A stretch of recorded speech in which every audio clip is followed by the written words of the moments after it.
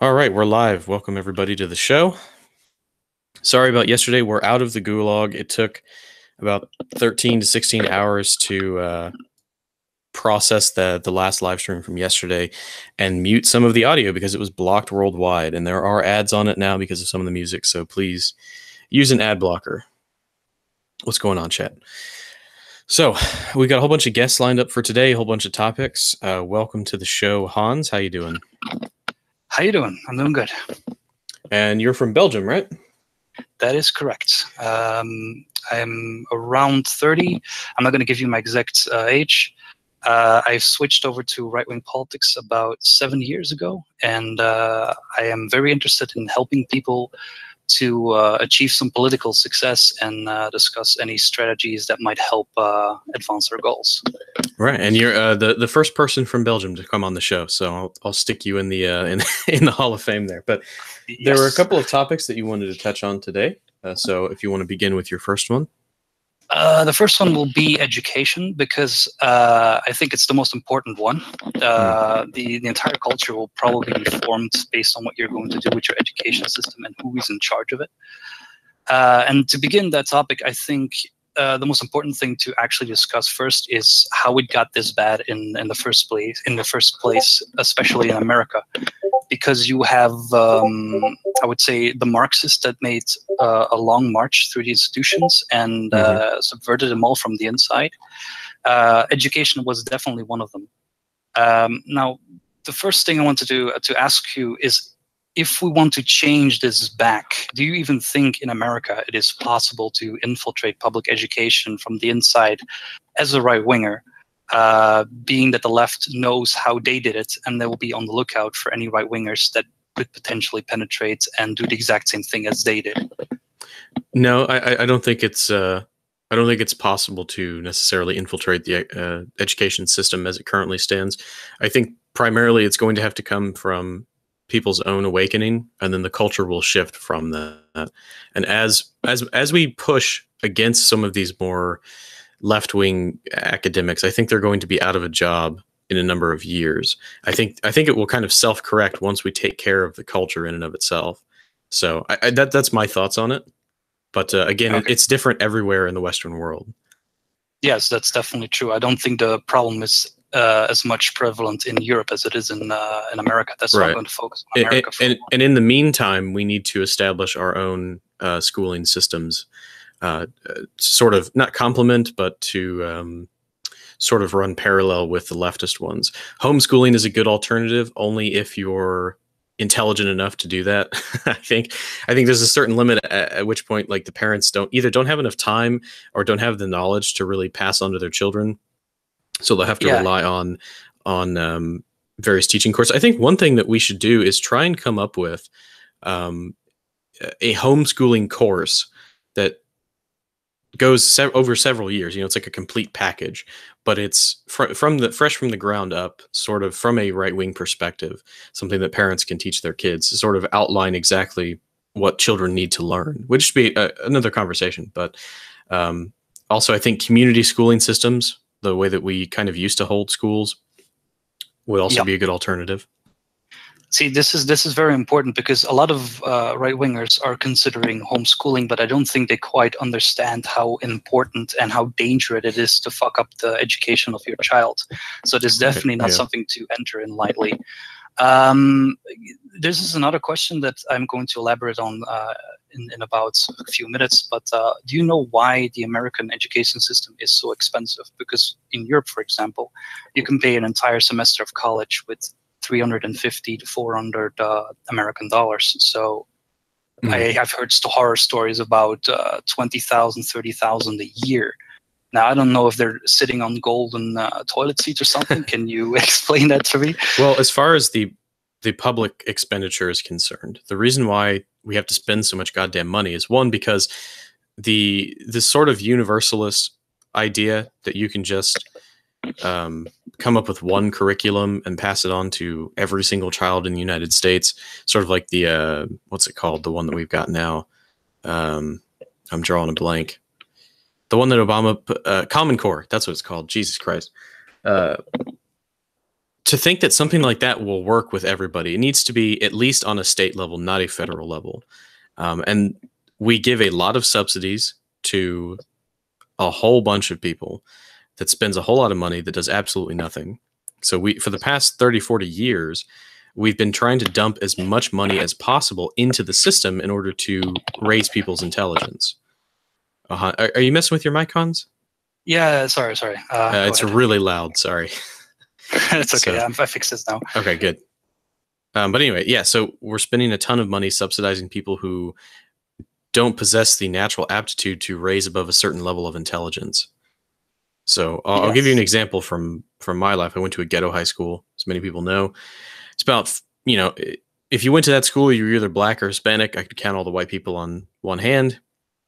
And it would constantly receive school grants. Every single year, the grant would get larger and larger, depending on, the average test scores that the students were getting. And of course, they forged a lot of those test scores for some people because they simply didn't care, or they weren't smart enough to even get the bare minimum on those standardized tests. And they needed the grant money to keep funneling into the corrupt school system. And I'll touch on corruption here in a minute, but essentially the state of Texas and the United States government was spending, I don't know, $5 to $6 million a year on this one inner city school, and it didn't do a goddamn thing at all. Oh. And so the companies that provide like McGraw-Hill and Pearson and things like that, the people who supply school materials, they get subsidies from the government as well, which means they can raise their prices and inflate them, which means we have to spend more money in turn. And so it's just been growing and growing and growing into this huge school industry for a long time. But there's no government policy that actually requires you to make massive amounts of expenditures for when you want to operate a school. There are some. I know Bush did it. I don't remember the name of it. No Child Left Behind, which is essentially you got to keep kids in school no matter the cost. And if they're doing poorly, they need more textbooks. They need more teachers. They need better teachers. They need better school facilities. You got to spend, however many millions of dollars it takes to build a whole new school and renovate all this shit because it's the learning environment isn't good enough, so they're not learning. Well, that's not the reason. So we end up spending $100 million building a top of the line school, and then it gets infested with people with lower than 90 IQ, and they just destroy the place, and they don't learn anything anyway. And the taxpayers have to foot the bill for the most part. I see. So yes, that looks pretty bleak. But I think if you would, especially in America, try to create some private schools, which have our views and opinions in mind when teaching their students, I think that might actually be a solution. But one thing that you really have to work around is the government going to allow you to do that? And that's also one of the questions I want to ask you. Let's say that a couple of people. Because this is actually a pretty big gap in the market. If you can offer a school for, let's say, 10,000, where another school would ask 30,000 for the exact same education, only you don't have all these fancy things and just stick to the bare minimum, you can outbid all of these other schools, and I think you can turn it into a success story. And then if you do not give these people the left-wing brainwashing that they're going to get in all the other schools and just a normal education, because we have the truth, they'll come around to us anyway. And because we're not actually pushing any propaganda, I think there isn't much, or at least I hope that there isn't much that the United States government could do about it in terms of stopping it. Well, it depends on who's in power. Reasons. Yeah, it depends entirely on who's in power, because I'd like to see them fucking stop me try to educate my children. That's not going to happen. They're not going to stop me from doing that, and they're not going to put me in a government re-education facility either. I'll go Kaczynski on the government before I allow them to do that. But yeah, so the whole education system is so fucked because these people, they're so ideologically driven that they think that it's this tabula rasa shit where everyone's a blank slate and they can just teach them stuff and then they'll get smart. And so you end up with a bunch, especially in the inner city, you have a school that, let's say, is half white, half black. And most, if not all of the black kids are 95 or lower IQ. They just cause disruptions. They tear up the school. They don't want to learn. The only way for the average intelligence white kids to get a fucking break is to go into the advanced placement courses, which they don't always do as well in all of the time. And so you get segregation regardless, much to the chagrin of the leftists. But they keep these kids around school. They spend millions of dollars on them, even though they're never going to be successful at all. They cause a lot of fucking problems, like I said. So, yeah. It's just that. I mean, I'm having difficulty to understand why this cannot be done in America in terms of the states. Is there some law that? Yeah, go ahead. It depends states. You have to. Here's one thing that people don't seem to understand about the United States. It's fucking massive, with 325 plus million people. Each individual state has its own culture and its own laws. It's like their own little countries, except when you get up into the Northeast. But the culture and the people there are so vastly different that it kind of changes from state to state. So the education systems are changed from state to state. And when the federal government tries to come in and regulate things, sort of in this universalist way, like I said, with like No Child Left Behind or Common Core, something like that, it doesn't work. And so years, decades of government subsidy and various educational monopolies, like I said, McGraw-Hill, Pearson, the people who supply and create these teaching routines, things like that, have also been infiltrated by leftists, because that's just how corporate culture is. It's PC culture. And so that resonates down into the materials that they're teaching our children. I see. But that's the public school system. The sort of private school, university, that kind of thing is slightly different, but in the same vein. But it's also as bad and as infiltrated with lefties as the public system. Right, but the university system, I think, if I'm looking at the way that academia was infiltrated, I think it was a trickle down effect, because obviously you have a whole bunch of Marxists who got into academia in the 40s, 50s, 60s, so on, and down from there, I think that their Marxism spread like a plague and sort of has infected the culture as a whole. McCarthy was right and all that, but in universities, it's like, go ahead. Yeah, that's exactly what I'm actually trying to stop, and then we need to get a foothold in there somehow, and I'm trying to find ways to do that, but it's, especially for America, quite a challenge. Well, the problem is it's this Leviathan that isn't worth infiltrating, I don't think, for the most part. And if we ever got a school up and running, let's say, but by playing it safe, do you think it would be a wise decision to really talk in depth about what we have, or just turn out normal students, which then might normalize society a little bit, and then when that has happened, have these schools go a little bit more hardcore? Well, all in all, I think that in the public sector, the communities themselves have to establish their own parallel system for education. At the same time, we need to correct the government as it stands now. I would love it if we could ban communism, or do something like that, and sort of oust these academics. That would be the forceful way to do it. Things like that might work. But yeah, the leftist education system, it's not penetrable, and it's not worth it. Just like we were talking about Russia earlier, it's not worth it. We're better off setting up our own systems, showing how successful they are, and then shifting the culture even further. And then naturally we will gather in more and more followers until the point where we can just replace the leftist education system. Okay. I am obviously from Europe. I've also had a college education myself. In our neck of the woods, it's actually not that bad. Do you have any idea why exactly it is exceptionally bad in America? But in ours, I mean, I raced through my entire 4-year education without hearing a single Marxist thing. It was really just all exactly what you needed to do to do your job. Why isn't it so prevalent in Europe?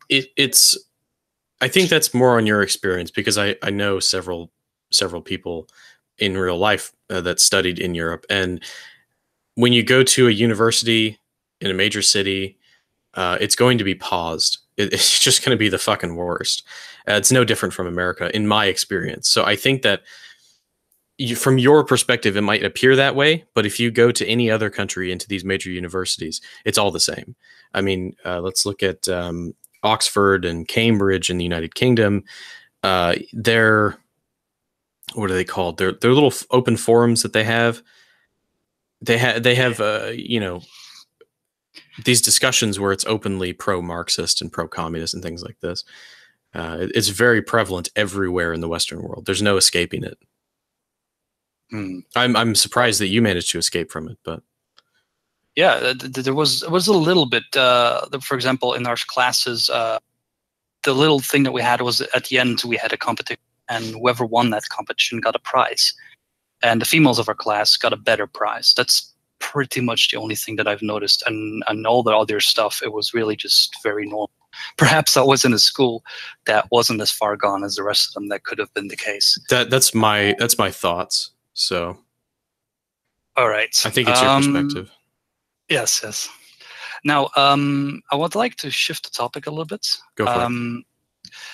What do you think about automation? Because we hear the leftists always talking about we need to create this utopia. But what if we actually have all the automation in the world to create limited amount of resources? Do you think that it might be something that we could pursue 300 years from now? Well, as far as well, let's see. As far as automation is concerned as a whole, the problem is that in the past, had our countries remained majority white, like 98%, and had our birth rates declined, naturally, as automation comes in, we wouldn't have been affected at all. The problem is we have a permanent underclass in Western society. Permanent, and they're always going to be here now that we brought in all of these low-tier migrants. And because of the genetic linkage with IQ, they're never going to be able to hold the tech jobs that it would require for them to not be automated out of a position. So we're going to get automation, and then we're going to have a permanent welfare class that needs to be ousted. So in the ideal timeline, automation wouldn't be a problem at all. Those are my thoughts on it. I kind of respectfully disagree. Automation would take our jobs away, but I don't think people quite realize how much time people actually spend on their job and on their their commute to work and stuff like that. If that all falls away, would you think that humanity has enough literally to have a fulfilling life? Because you can only do so many hours of your hobby before it becomes boring. You understand what I'm going for? I see. What would be the drive? What would be the energy that we're going to put forth to I mean, I'm beginning to sound like Richard Spencer, but what would be the goal? What would be something to strive for? Because I do think that white people need something to strive for, or they get depressed. It's like, okay, sure. What do we do now? It's the Faustian spirit. But I think if we're talking about what the next frontier, it's obviously exploration in space. But that, I think, even though I work in the industry and I really love space technology, I think it's something that needs to take a back seat to the problems that we're facing.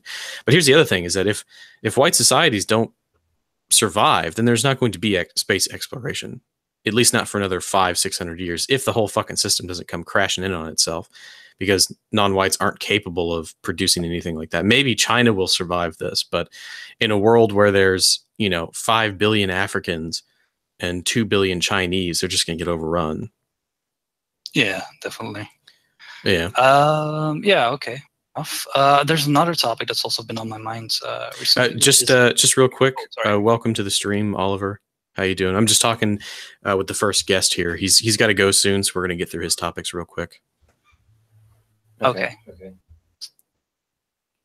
All right, go ahead, Oliver. Oh, hold on.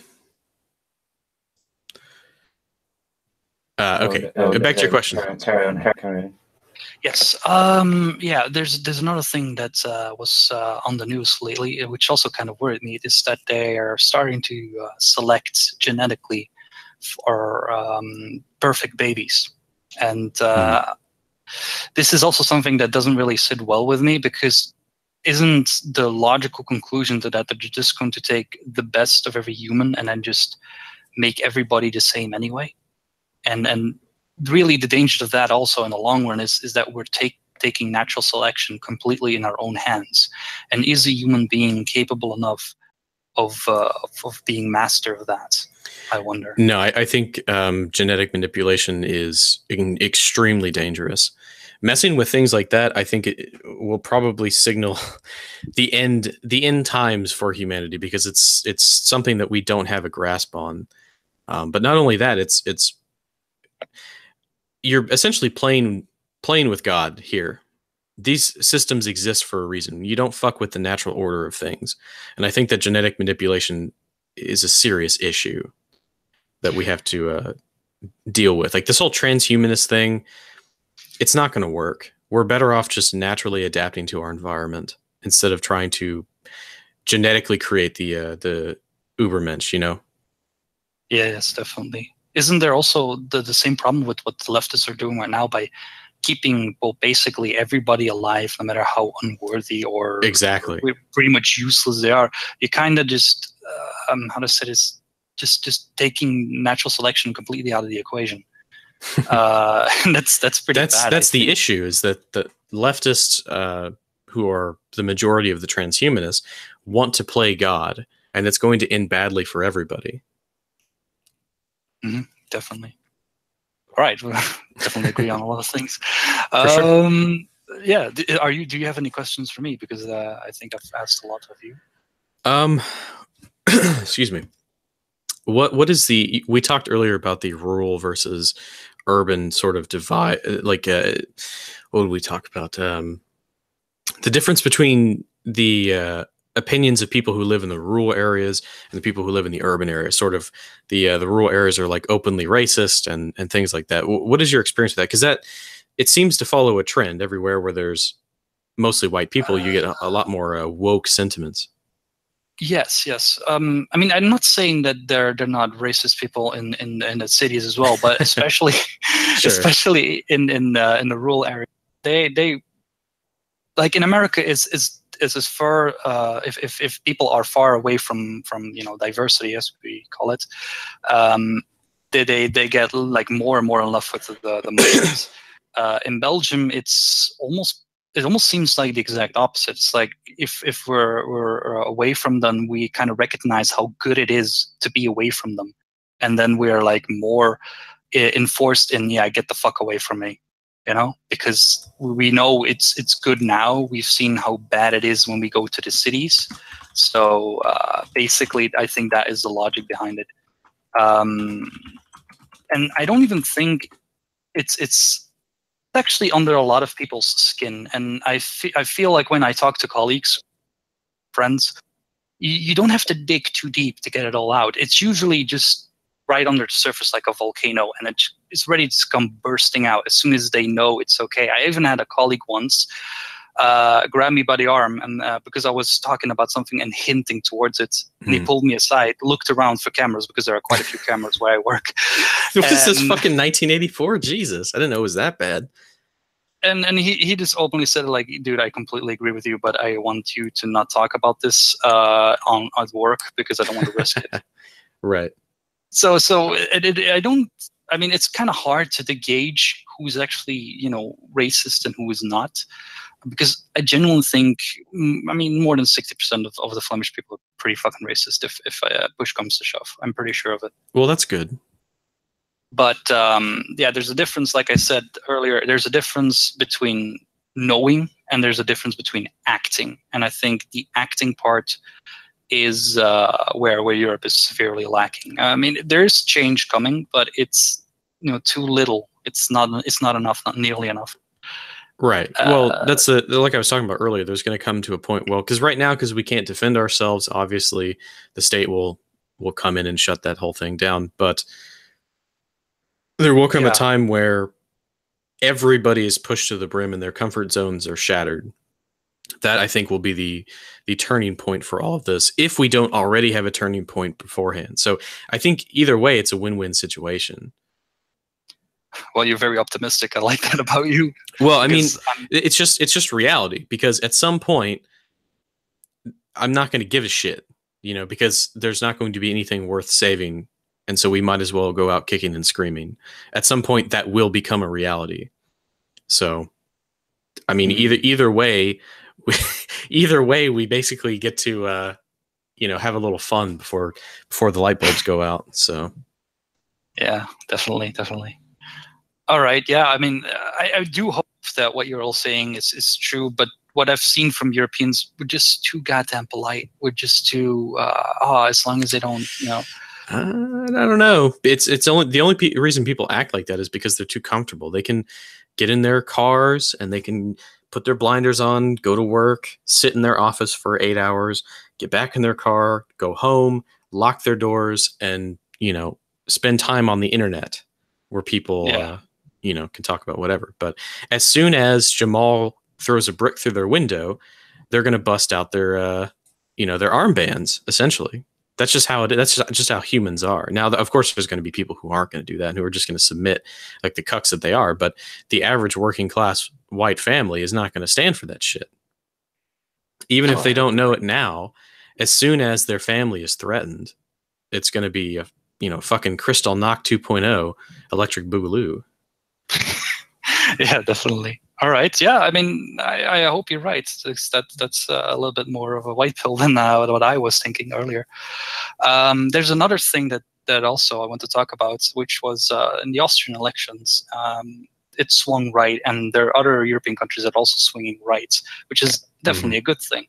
But I fear that they're going to stay center right and not going to do the extra mile to actually get to a point where they're going to save themselves, and they're going to slow it all down, but not stop it, but not put in the work to realize why this is bad.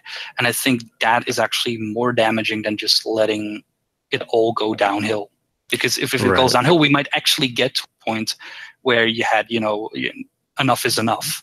But if they center right, yeah, go ahead. Yeah, the biggest issue is allowing these moon crickets to get a hold of our technology and get a hold of the state, sort of the South Africa thing. Well, there's many issues with South Africa, but primarily it's being disarmed before we can do anything, essentially. So as soon as that happens, we are kind of in a bad spot. But yeah. Yeah, imagine if the crews of the nuclear missile submarines of England get replaced with kebabs. Yeah, but they're not going to know how to fucking operate them, unless white people teach them. So. Yeah, but I mean, England is fairly civic nationalist, so that might actually get to happen at some point, and that will be pretty bad. Well, here's the other thing: is that the economy is on its way out, essentially. This sort of technology isn't sustainable in its current state because we have nothing to back it up with. The economy doesn't have any foundations anymore. So the whole of societies and government, in actuality, is going to come crashing down at some point. And we'll have to step in there to replace it. So in some aspects, the siege posters are correct. In some aspects, I'll give them credit for that. But I can't see it happening within this decade unless something really bad happens, like a nuke goes off in London or something like that, or something extreme. You know what I mean? Something to really set the bomb off. So you would actually advocate more for just get ready instead of trying to turn the tide still? Say again? You would advocate for something more of a strategy of get ready for what's to come, rather than actually putting 100% in just trying to save what we can still save. Oh no! I don't want to say the opposite, but I take a different approach than that. I say try and save what we've got.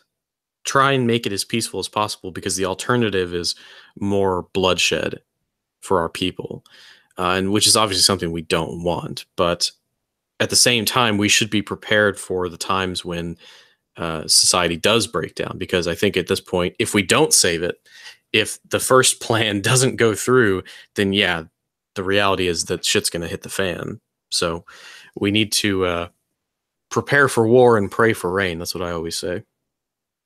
Yep. All right.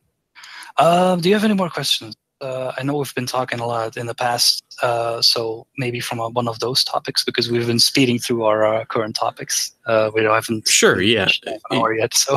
And it's mainly because I don't know a whole lot about Belgium. What is the religious situation there?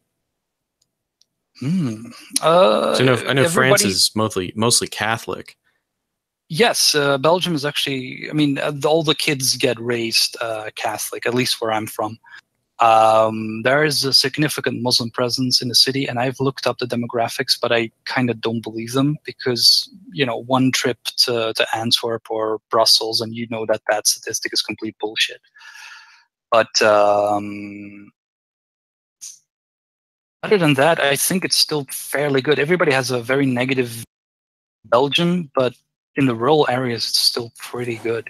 It's mainly just the cities. I don't know why these people always seem to cluster in cities too. It's a recurring theme. Sorry. Well, the countryside is fucking based because you get to be out there in nature. Just drop a nuke on Belgium and have them. Maybe they're just afraid of getting disappeared. Are you UCAS posting now? Is that what you're doing? Yes. Oh man.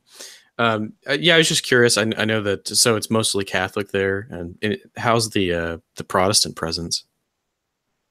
Almost non-existent. I don't. I know one Protestant church, if you want to call it that, but other than that, I don't know a single one, to be honest. And I assume that you visited some of the major cities in Belgium. What's all of them almost? Okay, so what would you say the white to non-white ratio is in the major cities? Brussels is I think by far the worst. Brussels is pretty white during the day, but when everybody actually goes to leave to work, from work, excuse me, I would say 60% non-white, and that doesn't mean that the rest is Belgium, because Brussels is such a hot spot that you have all kinds of nationalities in that city. You'll be hard pressed to actually find a decent amount of white ethnic Belgian people in Brussels after work hours. In terms of Antwerp, it's, I think, a little bit better in terms of the population, but we have this certain area called Borgeroko. It's pretty bad there. Yeah, definitely. Yeah, I mean, I've been there. You see like mattresses with like syringes next to it in the bushes. You walk a little bit further, there's a TV thrown onto the street. It's 3 o'clock at night, and you still see little hajis running around with all kinds of stuff. It's weird. It's almost like you were in a different world. How many grenade attacks do you guys have on a daily basis? No, we're not Sweden yet. No. None, actually. In Liège, there was one guy that threw a couple, I remember, a couple of years ago. But other than that, it was actually pretty okay. Okay. I'm just trying to gauge, like, how is it like a Poland, like the difference, the gradient here is you have Poland on one side and Sweden on the other. So I'm trying to place Belgium on that spectrum somewhere. To get a feel for it. I would say 6 out of 10 for Sweden, on its way to Sweden. Oof, that's not looking too good, man. You gotta take control of that shit. Yeah. But I mean, it's still definitely manageable. But there's still a question, like, how do you motivate a country that's not really a country? Because I don't really consider Belgium a country. There's nobody's like, yeah, I'm a Belgian person. That doesn't happen over here at all. Unless it's football, of course. Then everybody's like, yeah, let's go. Course. But other than that, it's gotta worry about that old A poop. You know? Yeah. Okay, so we're gonna open up the stream here for everybody. So if anyone wants to chime in and ask questions to Hans or to me, if you have a topic that you want to talk about, the chat as well. Here, don't worry, I've been reading the chat. I've been looking at it. Belgium will be the first European caliphate. Thank you, Poseidon. God damn it. Pravada is asking, or is saying to check out this video, The Battle of Gravenstein. let's check this out real quick. And welcome to the stream, Oliver. I saw you sent me a message or something you wanted to talk about. Have you frozen? I'm having a big echo. No, we're talking to me. Maybe it's who's got the echo Okay, going on. guys on Discord, mute yourselves. Okay, go ahead, Oh, Oliver. so you run it all through Discord instead of through Hangouts. I was wondering why the video doesn't switch to people speaking instead of it's stuck on you entirely. Okay. It's sort of that way when managing like 10 plus people. So you've got 10 people in here. How many people have you got in here? Sorry, I was just fixing my mic there. There's an echo. Yeah, there's about 10 people in the Discord here. Yeah. Okay. So I was only hearing one other person. Who are you hearing? Just the Belgian guy. Oh yeah, I was just talking to him. He was sort of the primary guest for today. But okay, there we go. Sorry, we had some boomer tech issues there. So guys on the Discord. But yeah, is there anything you wanted to talk about, Oliver, while you're here? People have been just you and I at the moment, or are there others that here as well? Do you want to join in on the Discord so it's a little bit easier? What does that mean? Me jumping out of Hangouts and going to Discord? Correct. Okay. Well, I've just that would require me joining the thing, so you have to send me an invite. Oh, now I can see myself showing up on the Google Hangouts. Yeah, there you go. But I mean, if everyone can hear me and I can hear them, then there's no need to change it, is there? Well, I don't think they can hear you. It's sort of a complex setup, but okay. We're on Balanced Politics. If you want to join us, I'll send you a link. Let me get the link here. So you prefer it that way rather than doing it through Hangouts, yeah? For the most part, yeah. You can check the side chat. Because the picture's only ever on you. I mean, yeah, it's just a technical thing you don't necessarily need to talk about, but then it only ever stays on you if so you don't know who's talking. That's what I'm saying. If everyone's just on one picture. Yeah, it's fine. I usually introduce everybody, but yeah, go ahead and hop on the Discord here. The link's in the side chat there, so we're in the live stream room. Mm. Cool. Sure. All right, Discord people, what's going on? Did anyone have anything they wanted to talk about? Let's see. Let's unmute Julius there. Everybody's free to talk. Don't all speak at once, guys. We got a whole bunch of people. But today is May Day, fucking communist holiday, so discounts on helicopter rides. Yeah. Why do you say that?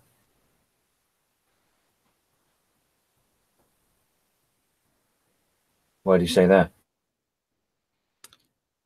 Good question, Hans. Well, he did it to himself, so. Yeah, it is Communist May Day, May the 1st. So there are currently riots going on all across the world. If anyone has seen the videos. Basically, a bunch of Antifa and other communists have smashed up Paris already. I've already seen the videos for that. So, yeah, Oliver, I had to kick you because you got to get on the Discord, man. If I'm doing it through Disc, you got to be on it too. It was my bad. But anyway.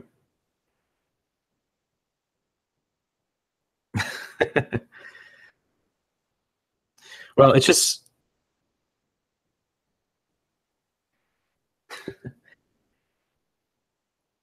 well.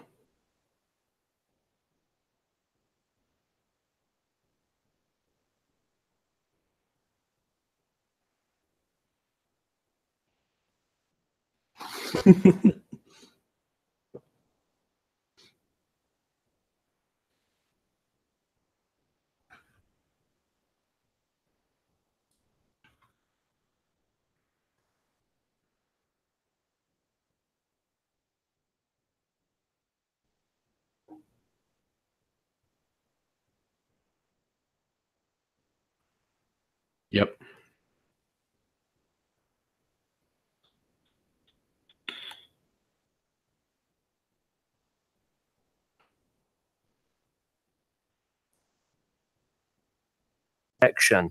I mean, I know a hell of a lot of people, partially through YouTube and through real life. And I mean, if you think that Britain's going to flip over to being a caliphate without a lot of dead bodies, don't make that assumption. And actually, it's something to go with what you've been saying, Mimir, which is to do with the way things are going to pan out in Europe. I mentioned in the side chat that you've got, there's going to be an event that's probably going to trigger things to change. And I mean, I'm waiting for a big recession to hit Europe. And then suddenly you're going to see a lot of hostility and people butting heads.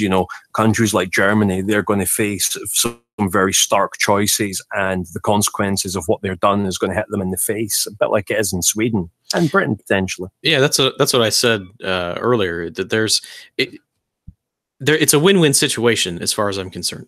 Would I prefer saving the institutions and the infrastructure that we have now? Absolutely, because that saves us decades and decades of refixing all this shit. But on the other hand, even if we don't manage that, it's going to come to a point where we are allowed to defend ourselves again, or to the point where most people aren't going to care what the consequences are because the alternative is worse. So I think that this nihilism about the situation, I hate people that say Europe is lost and all that other dumb shit. No, it isn't. Fuck off. Hold on just real quick. People are saying the link to the Discord doesn't work. It should work. It's the live one right now that people are using to join. Let me message. Probably banned them. I mean, really, this to me signals a lot of empty bravado, right? Like you have to convince other white people on a stream that Britain is not totally lost, and I can immediately pull up a news article that got thrown to my attention today by Ian Dury and Chris Greenwood. Crime victims may not get a visit from the police if they speak good English, a senior officer suggested last night. And it basically goes on to say that the police is so overtaxed in England, and it is in Netherlands as well, and probably in other parts of Europe as well, that they won't show up if you're not a vulnerable minority, right? Because, policing eventually has to only be deployed to defend people so they can have more success in society, right? And these neighborhoods, they're so bad, and that's why they're not succeeding. And so if you are a white person and you call the police and they don't show up, well, that's just another step in the general direction of anarcho-tyranny that the entire continent is taking. And to me, that doesn't signal that, oh, yes, it's getting so much better, right? Because I do lobbying work for South Africa, and by all intents and purposes, the race war should have kicked off of there 50 years ago, right? Even before the fall of apartheid, but it never has. And these people are literally getting massacred in a dysfunctional state that does nothing for them. They don't even know that, though. There's a lot of people who don't. Yeah, well, hold on. There's a lot of people that don't see it like that. They don't see it. They don't see it as a genocide. That, and they're not armed. That was the other issue that we have, is that they're not. A lot of people, in particular in Europe, are not armed. America will be fine. If you're talking about South Africans, I talk to, and they're most definitely armed with better weapons than I have, and I'm in the firing range. So, and the problem is when I talk to these people and I say, like, dude, you are building fences with razor wire around your house. What are you doing? And say, like, oh, you have to be smart. Just don't go out at night and things aren't that bad. I'm like, what am I hearing here? Don't go out at night and things are not that bad. This is like what I mean is Europeans. It's the same thing. When you get used to these kind of things, you don't really get bothered by these things as much as that's what I'm saying. Even though they're in the midst of being aggressed upon by all of these so-called native Africans to the region, they don't see it like that. And I know that they're armed, but they're not. Like, if they understood the situation that they were in, they would take it to the streets. But the other issue, of course, is that they're greatly outnumbered. Well, that's the point. The only solution, if you are a South African, is to pack your bags and fucking leave, because that battle has been lost.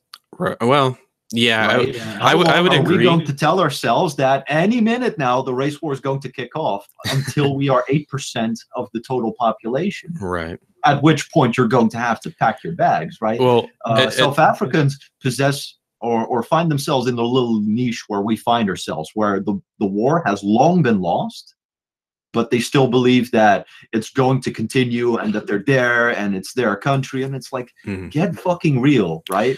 Whites, for some reason, have infinite capacity for phantasmal living, right? Where they have to just imagine that they're living in a different world than they really are. But we are going to find ourselves in that position as well, where we are not just going to be beset by, you know, blacks on all sides that are going to use the state apparatus against us, but no, much more effective minorities as well, like Islam, for instance. Well, not, you know, that is a minority, but that is an organized religion that, you know, is an umbrella term for various Muslim minorities. Right. Well, that was my issue with the accelerationists claiming that they wanted to, you know, hold out for the race war or something like that. That's not happening. Yeah, they would rather see non-political solutions to this problem, and I said, well, that's just not going to work. You know, there's going to come a point where we can't run anywhere if we lose. So change needs to be made. But that's another part of fantasy living that whites have, right? Instead of dedicating their lives to hard work, building institutions, building communities, you know, I bet a lot of these guys don't even talk to their neighbors. How are they going to survive any form of race war if nobody likes them and they're not working together with anyone, right? Yep. They probably don't even talk to their parents about this. How are you going to form any form of community, bonds, squads, if you can't count on your own flesh and blood, can't count on your own neighbors who live right next door? It's a fantasy. So they imagine that if they wait out for the race war, which is continuing their lifestyle of being vigorous doers of nothing, that they are going to become relevant Rambo commandos in the future, which is, of course, you know, postponing the dream or the realization that they're nothing. Well, I think that's, oh, sorry. Yeah, the issue, like I said earlier, is any remnants of this technology that falls into the hands of non-whites, including the government apparatus, is going to be an issue. Even if they don't know how to operate a nuclear submarine, they're going to find a way to use it somehow. Just in, you know, they'll get like 10 Jamals to carry the nuke around, and then someone will have a hammer, and then they'll just walk into a neighborhood and hit it until it explodes. You know, they'll do something like that. So I think the political solution should be our primary motive. And if it doesn't work out and things get bad, then yeah, we'll have to resort to other means. But go ahead. That's also not happening, right? Like the government apparatus is already in the hands of minorities, right? I lobby for South Africans. I call immigration services. I get a Moroccan woman on the line, right? She says then that the person I'm trying to get immigrated to the Netherlands, for instance, can't come because there is a low chance that she will return to her own country, even if it's on a tourist visa. So they don't hand out the tourist visa. You think the same Moroccan woman would not immediately hand out a visa to somebody, you know, being oppressed in the Rif mountainous area in Morocco, for instance? No, of course not, because she'd choose for her own people, even if the chance of returning is completely non-existent, right? Because all these shitskins want to live in Star Trek, right? And that's what the Western world is to them. It's Star Trek. You'd be insane not to leave your kids here. I don't think that the state is entirely in the hands of minorities, just based on demographics. Another example, you know, 9 Dutch people, and these Dutch people are all Turks, got arrested in Prague, right, for beating a waiter into a coma, and he has brain damage now. One of them was a police officer in Amsterdam, right, and he's part of a division somewhere. There's been no stories of him being reprimanded or persecuted for that, right? And there's tons of kebabs in the police services. In Germany, it's even such a problem that most of the Turkish mafia is actually so entrenched there that people don't even report crimes anymore if a minority commits it against them, because, you know, then they'll be immediately informed that, hey, this man is snitching. And it goes on, right? We are not lobbying from an angle of ethnic in-group preference within our political systems, but they do. So any power on the left wing is, of course, well, we need more diversity and this and that, but it's not being mobilized against them. But at the grassroots level, we are not entering politics on the premise that we are going to lobby with other whites to defend ourselves against this other ethnic group within society that is lobbying against it. You know, there's already no ethnic confrontation on the political level. And so that's how you know we are not going to form an effective resistance there. The only thing you can do is stall their influence in screwing you as hard as humanly possible in the here and now. So basically, just saying all is lost. No, it's not all is lost. What you need to focus on is having the logistics in place to mount an effective resistance on. And people already think like, oh, the race war is going to kick off, and nobody has any form of community, no village you can hold up in, because, you know, nobody talks to anybody of the village you live in, for instance. All resistance revolves around social bonds and having a clear foundation on which to create the next generation. So going back to South Africa, a big problem there is that a lot of people get educated on the Negro curriculum in hyper left-wing schools. And once they return, I talk to women there. They believe the multicultural dream can still succeed there, even though people are blatantly being tortured to death. That's right. That's because they are being indoctrinated in a schooling system. So what you guys talked about earlier, what you need is a parallel schooling system, you know, for the U.S. to speak charter Right. schools. That's what we talked about. Any way you can not expose your kids to the enemy's bullshit before you expose them to your bullshit, you know, and in our case, it's not bullshit. This is the cold hard truth of the ethnic realities we find ourselves in. That's what you need to do to educate kids in a way that this is how you want them to live throughout society. We see that in the Netherlands most of all because we have a concept called verzuiling. You know, you had a difference between Catholics and Protestants, and they had their own schools, hospitals, etc. Plus, there's also no incentive really to stay loyal to us.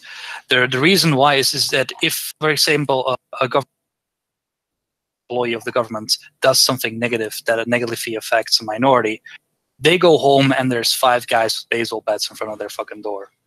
Do we do this? Do they have to fear the same for us? Of course not. So they have vested interest in always, you know, saving their own skin and going for the easier option out. There's so much more. I mean, you also said, like, yeah, whites are not going to be able to put up a resistance. This is another reason why they're pretty much just shoving us on their balls, because they don't need to fear us. Maybe if we put ourselves in a position where our governments fear us again, that they'll actually respect us again. Yeah. Hey, hold on. I need to interrupt the stream real quick. Sorry, guys. I'm trying. I know, chat. Calm the fuck down. I'm trying to get Oliver on. The problem is that his account was banned from the server, and the way that the server is set up, I can't actually make an invite link. It's static. It won't let me change it. So if that link doesn't work, then he can't get in here. So at this point, I'm just gonna make a new Discord server that people can join, because it doesn't seem to fucking work for people. So anyway, did you contact PayPal yet? I did. Yeah. For some reason, the link isn't working for him. So I'll just deal with it some other time. But I'm sorry. Maybe I'll send him another invite link to the Hangout chat once we get done with these people here. So sorry. Go ahead. We're talking about some stuff. So you made it sound in a very black-pilled and negative fashion, and this already signals to me that white people are afraid of any laborious enterprise in which the outcome isn't certain. And that's basically all of history and life in its entirety, right? You're never going to have a perfect way of autistic final victory, right? There's never going to be final victory. Every win in history is basically a shitload of fuck string together, and then you marginally get like 1/10 of what you initially aimed to get. For the Germans, you know, this has been total annihilation. If we look from the end of World War I to the end of World War II and its contemporary state, you know, there's nothing left of that society. Okay, I want to throw something in here. Sorry, I'm speaking probably too much because there's other people that probably should be speaking. There's something you need to consider when it comes to Europe, and that is we're very good at warfare. It used to be a continental sport, and that's only really calmed down since the Second World War, since we took it to the next level. But that does not mean we do not have that capability. We do not have the ability to organize. The idea that we do not have a group solidarity I think that's very I think that's selling the people of this continent very short. I think there is a lot of conflicts internally within Europe in both people's perception of what's going on and what's being projected by the media. But I think when the time comes and people get pointed in the right direction, things will change.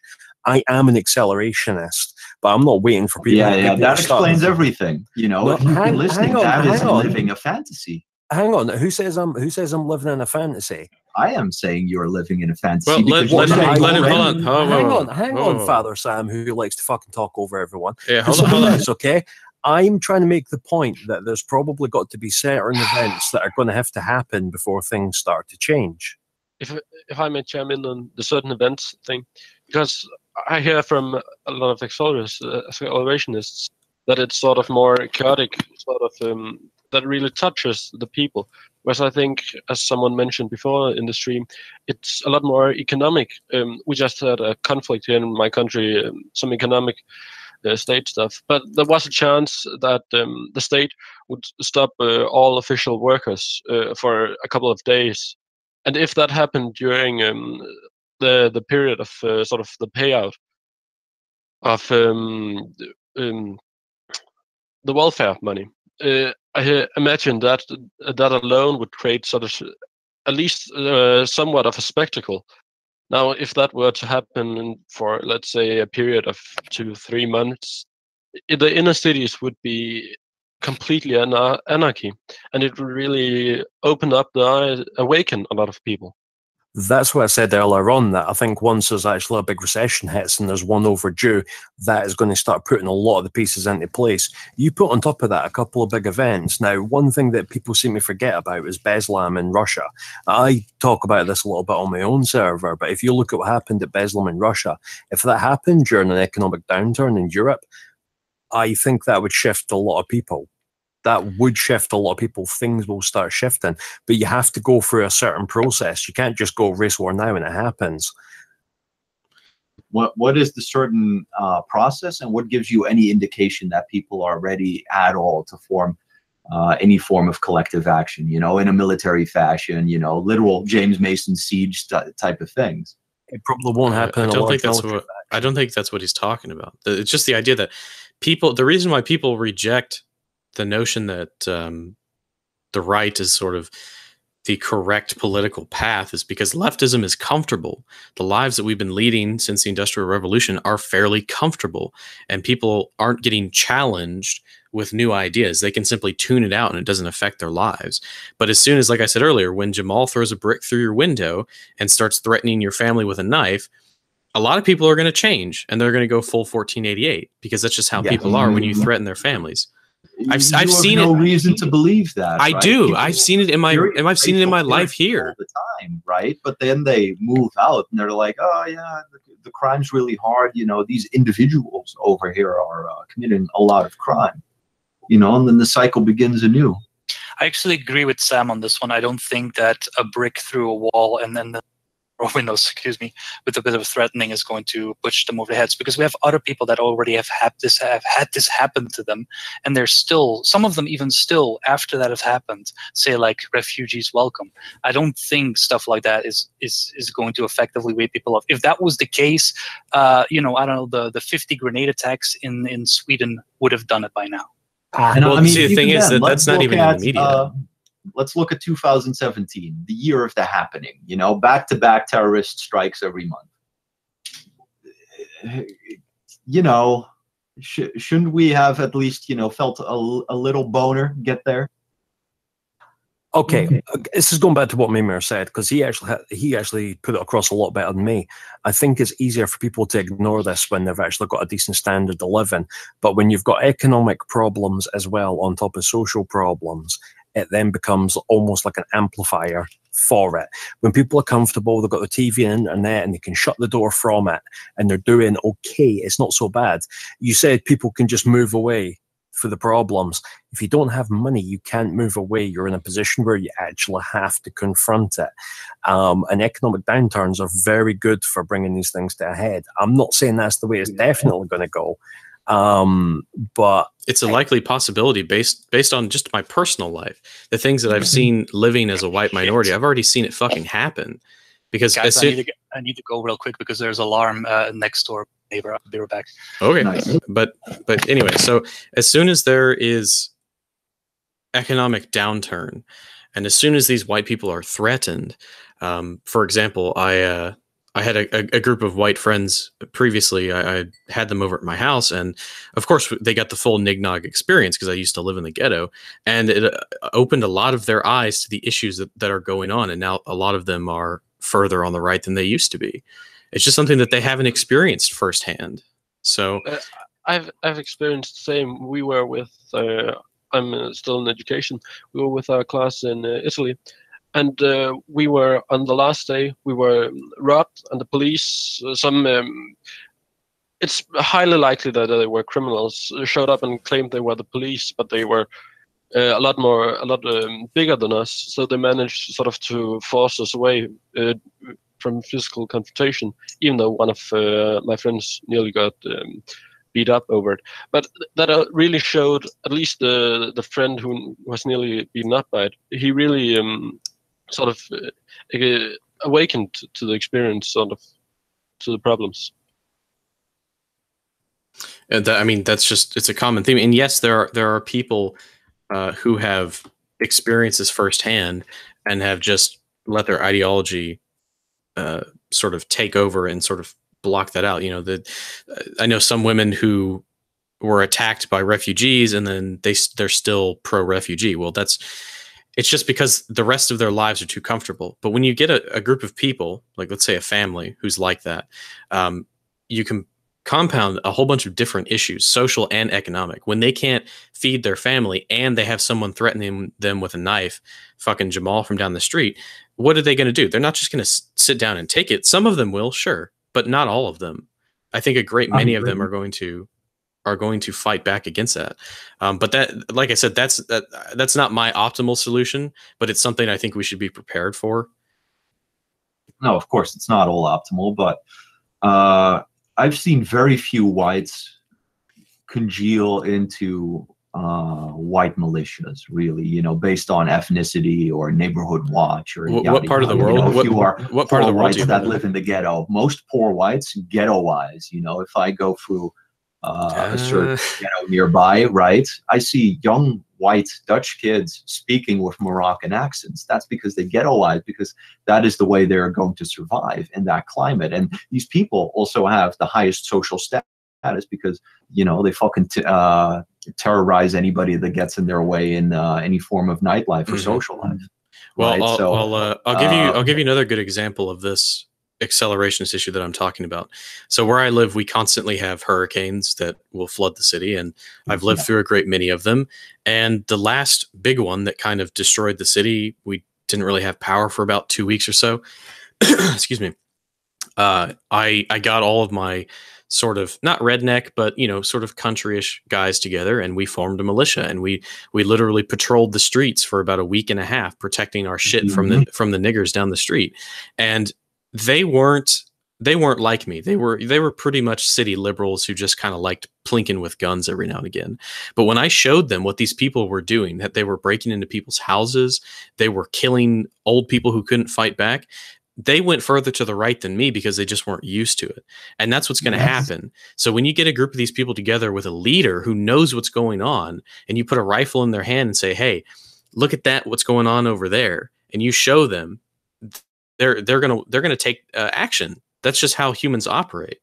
And that is exactly what I'm talking about. This type of problem is organized and structured top down. And if Mimir wasn't there, then these people would not have organized themselves. This is how as much a bunch of building materials is a house and an unruly mob is an army, and how much whites will be race warriors. And that is the difference between a leader being present, and people are willing to accept a whole bunch of things. And this also ties back into the whole logistical planning for this eventual uprising. All these people had guns. All these people had a certain reason of training, and all these people had a certain willingness to go out there, right, in the fashion you suggested. They were already quite receptive to that. And building that infrastructure to get them to go out there on that one fateful day.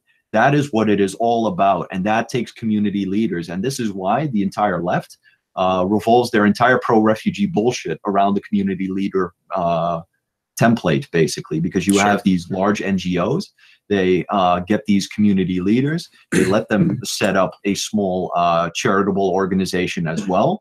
These start draining the state for, basically subsidies. And that's what they organize their community platform around. And now all these minorities basically get more money to organize just social or cultural events, or to teach, a whole bunch of Muslim women to how to knit or do something else together, right? It's basically a social gathering, but then for minorities, and it's government subsidy, right? Whites aren't going to enjoy that. But we can work around that template as well. We can have fun outings. These are cultural things that you can eventually also take cash for. But that is community building to get people together, and at least for the men, hopefully out there, to fight what we all trust and believe in. But that is only done if people, they themselves, take the initiative to organize the people they know around them. And that's where it's going to start and end. Right. This is one reason why I talk about mobilizing, well, not mobilizing, that's a very militaristic term, but at least organizing things in your community that are focused around non-political activities, cultural activities. Just if you're in America, get a bunch of your non-firearms enthusiast friends together and take them to the shooting range and just show them, because just that surge of testosterone pushes them further towards the right. And I do that all the time. And it's pretty fun. It's a good bonding experience as well. What I already do is I organize fight trainings, right? And I have a big one coming up with like 100 guys from a certain village. And I'm like, this is unprecedented for at least what kind of things I do, right? And pushing them towards that side, it's going to be an amazing victory. These people are going to be able to defend themselves. They're not going to be intimidated by street terror, because they're going to form their own squadrons, basically. It's actually worth. Sorry, didn't you cut you off, Julius? You can talk first. My point is a bit tangential. Okay, this one's really quick. I think it's actually worthwhile pointing out across most of Europe, the Polish and just general Eastern European diaspora has probably planted a lot more counter seeds than what people think. I mean, if you speak to almost anybody from Eastern Europe, they get it. They really fucking get it, and they are all over now, and they're actually integrating into our communities. Hey, fellow vapor. But we all have our vices, dude. But yeah, I think they are actually, believe it or not, are probably going to I don't want to say they're going to provide a level of leadership, but I do think there's a lot more raw material that are going to come from Eastern Europe than what people think, because, like I say, they get it. They're based as fuck. Love them to bits, except when I'm fighting with them over who gets the job. Don't worry. Yeah, my point was more on the point of accelerationism and the terrorism we face, because as Father Sam mentioned, we had a lot of terror attacks, but as we see, it's a lot of sort of public, very out in the open. A van drives into a lot of people, or there's a shooting at different places, both the concert. Before that, there was at this newspaper. But I think when either they're incompetent, or when they finally discover that they can hit a lot more people if they were to sort of, let's just say, for example, target water reservoirs or power plants or something along those lines, that would create a lot more disruption. But it doesn't seem that they're doing that kind of stuff. But if they began doing this kind of stuff, I think you would see a lot more reactions. Yeah, I kind of agree with that. If they've creating thousands of casualties, you could probably not hold the masses back, but they're not going to be that stupid. They're not going to do that kind of stuff. Not on that scale. No, I think these things don't happen because they are legitimately really stupid, right? If they manage to sabotage train tracks or blow up anywhere power gets divided over neighborhoods or cities, or they manage to tip over a energy pylon, right? Well, if any of that stuff happens, if anything breaks from the norm, people are going to start questioning things. If a mob of Africans goes to your local power plant and then starts killing people and starts shutting down the power grid, stuff like that actually affects people's their internet and their safe spaces. You got to break into their safe spaces. So any events like that, like if there's a van of peace attacks the city, there's only a certain group of people that were there to experience it. A lot of people can be sheltered from that. But when you start fucking with power grids and people's jobs and their source of food and things like that, then people are going to really start to see the issues. So sorry, go ahead, Sam. I didn't have anything lined up, but the way is, I think an assault on a power plant is just beyond the scope of Africans, right? Sure, but a hyperbolic it's probably example, even above the scope of Muslims, right? Because the attacks these people execute, and we all think it. I know you all do, right? When a certain attack happens, you're like, oh, a Muslim probably did it, and then you look, and yes, but lo and behold, there was a machete attack. Gee, I wonder if it was an African. And lo and behold, it was an African. So these things you come to expect from these people are so typical. They are not going to storm a power plant and shut it down. Well, the issue is if these useful idiots, these hordes of non-whites, get directed by their Marxist masters, I'm afraid that they may get organized by leftists in some way, or Antifa or something like that. Well, I'm not saying it will. I'm just saying I'm afraid of something like that happening because I have seen that sort of happen here where I live. During the hurricanes, like I said, there were organized loot crews that would go around looting various places that were submerged in some water, kind of the roads were shut down. And come to find out, they were organized by anarchist groups in the city.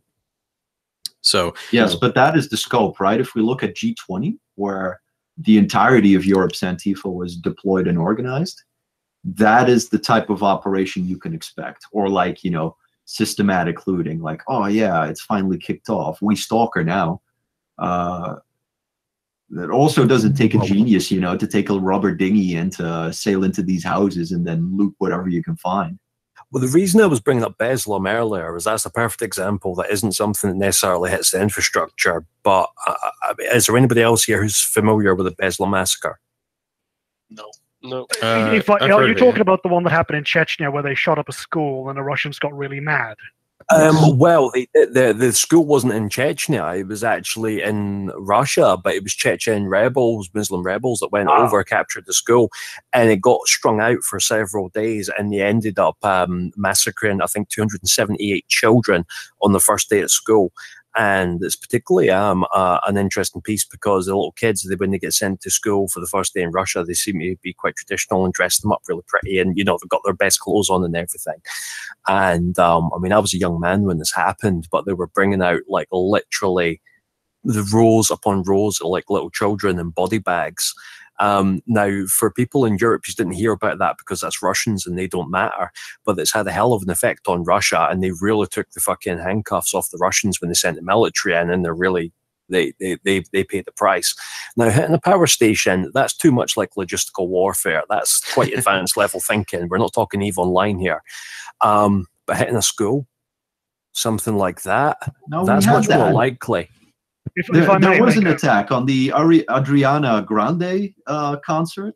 Tons of little girls. Yeah. But what I'm trying to get across the point was that was a one-off, bang, it's done. The Beslam thing went on for several days. It was actually a siege. It got so much traction. It was unbelievable. There was every camera in the world. What you're looking at is with Ariana Grande event, bang, and it's over. With Beslam, it was different. No. This was protracted and drawn out, and it got really big. It got so much focus on it, considering it was Russia anyway. Something like that happens, it's a very different scale. No, I remember the Bataclan very well, where all these French got killed. That was dragged out until some firefight in the village. What was it, a day later? That was pretty everywhere on the news. There's been the truck of peace that ran next to that coastal town that plowed through people. And who came in second in the election? truck of peace in England, confused man with knives stabbing people in the Netherlands. I mean, the list goes on and on and on and on and on. Yeah, but who's coming second in the election in most of these countries?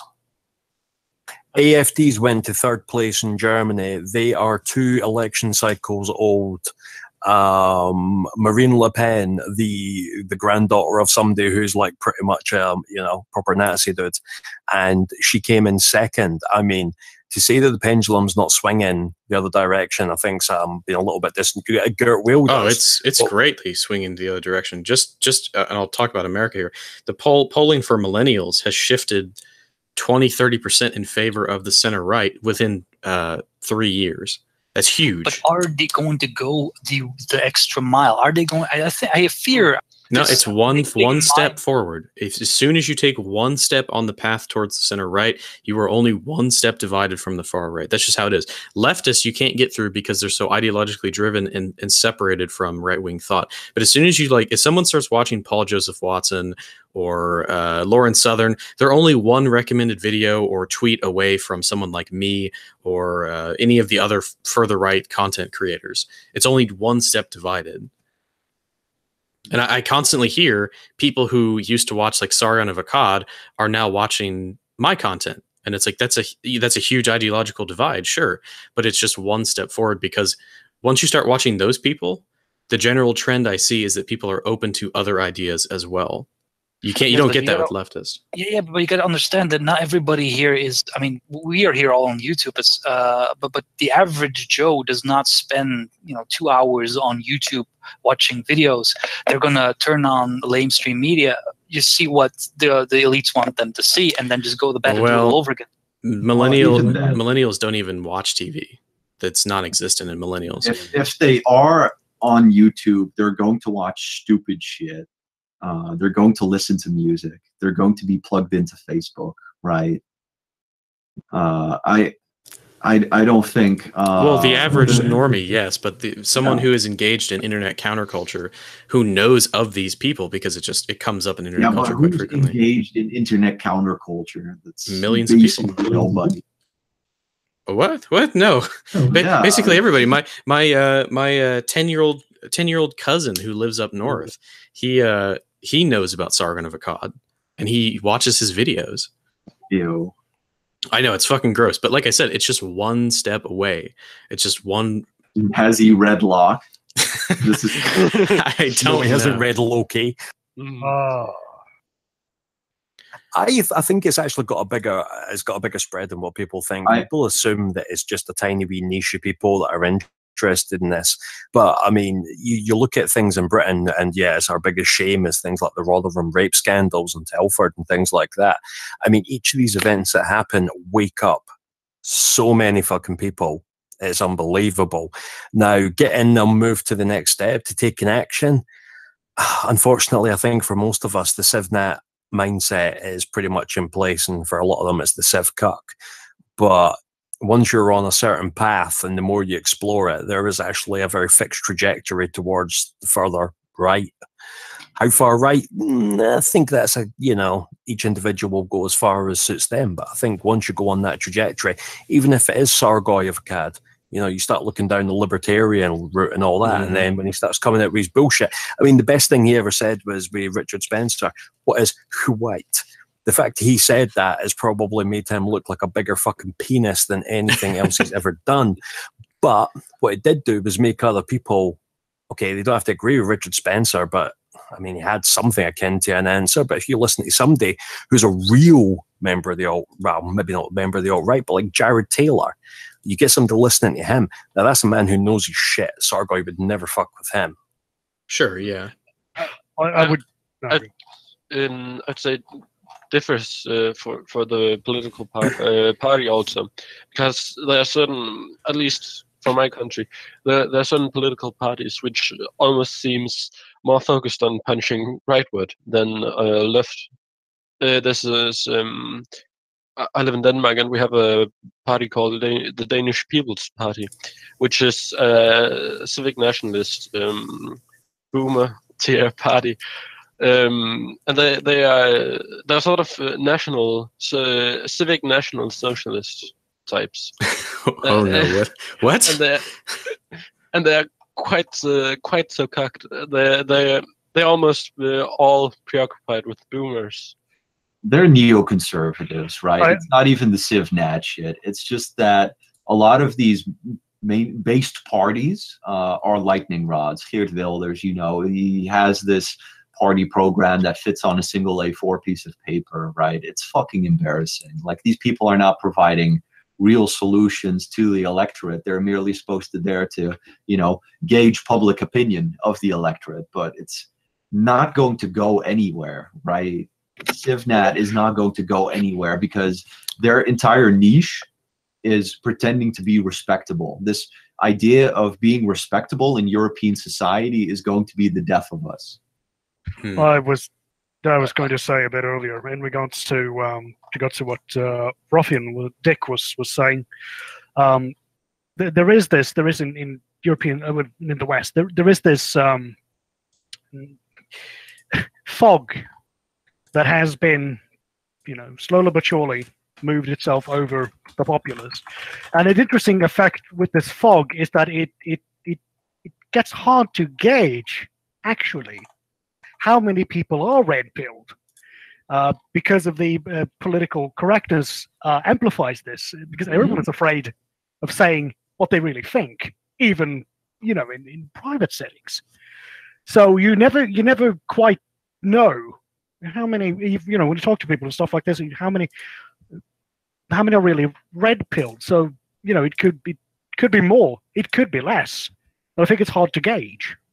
We can see a trend, though. I mean, clearly our people are waking up, but how fast is it actually spreading like a virus? Do you mean waking up as in we need to stop migration, or do you mean waking up as in actually understanding what the fuck's going on in somewhat of a detailed sense? Because it's going to take exactly first stop immigration, then the other one. Well, even then, you know, a lot of people, they want a liberal degenerate lifestyle, but then without Muslims, right? Or then if Muslims became degenerate as well, then they're okay. And it's like, this is not a solution. Well, actually, a weird one I just want to throw in, and God, I sound like I'm quoting Mimir here, but actually, some of these things actually fall back down to there's foundations that are fitting into this and that are part of this problem that we don't think about as much as we should. Things like the actual damage that has been done by capitalism and things like that, which is making these things worse and driving them. I mean, the fact that they're bringing in all of the migrants for the Middle East and all these other things. I mean, how much of this is to do with capitalism? How much of this is to do with fractional reserve banking? There's so many different things, and unfortunately, migration is nothing more than a symptom of a stack of other problems and a weakness of the core people of Europe to actually get their shit together. It's such a fucking multifaceted problem. I mean, you almost have to sort of like roll the clock back. Stopping migration's one thing, but then you've actually got to undo the damage that has been done. And believe it or not, democracy itself, I think, is actually one of the most dangerous weapons used against us. Especially when combined with capitalism, neoliberal capitalism. I think it's very destructive with democracy, because you can just kind of hand your country over to the bankers and the massive corporations and things like that. So it's a compounding issue, and there's no one single solution. I think the best thing that we can do is things like this, where we just kind of talk about it. But regardless, that is part of it. But the best thing you can do is what you did during that storm, and what I do, you know, with community building. What you can't do is undo all the damage, but what you can do is create a positive alternative that appeals to people. And what is the problem with reactionary movements is that we are always sneering at how it's not supposed to be, but nobody has a solution for honorable and positive living, right? And good health standards, good exercise, good healthy social bonds. We're not providing that. And if people started providing that in their right-wing groups, then we would see much better growth. Well, the other thing is that some of the people on the far right that I've talked about, when I say things like that, they shoot me down and don't want to listen to it. And it's like, because they're antisocial plebs. They want to remain relevant, and to remain relevant is to create an irrelevant movement, right? That never progresses, that never goes off of the internet, because they're relevancy depends on the internet and them being able to profile their opinion. This is how toxic individuals create basically toxic groups, right? Because eventually smart people will be like, I can't be bothered with this. And this gives them open platform to spout their inane bullshit constantly. Sure. And then people will think, well, this is what the group is about, right? In the meantime, everybody who's somebody basically leaves. Well, the other don't issue want to go on to the confrontation. The other issue I have is that if I say one thing, then many people interpret that as me being against the opposite of that or something like that. So when I say that I think there are people in the movement that need to turn inside and say, hey, I have some issues I need to conquer first before I go out and be a political activist. To them, that means that I'm saying that people shouldn't go out into the real life and be an activist. It's not what I'm saying. Yeah, it's fucking stupid. You have to, you can't just, what is it? Speak without a filter. Red pill doesn't make you a genius. Is the first thing Exactly. right-wing leaders should understand right now. If you are red pill, doesn't mean this guy has 120 IQ, right? It means he visited your shitpost page and found the most repulsive thing to society he could imagine and wing with it.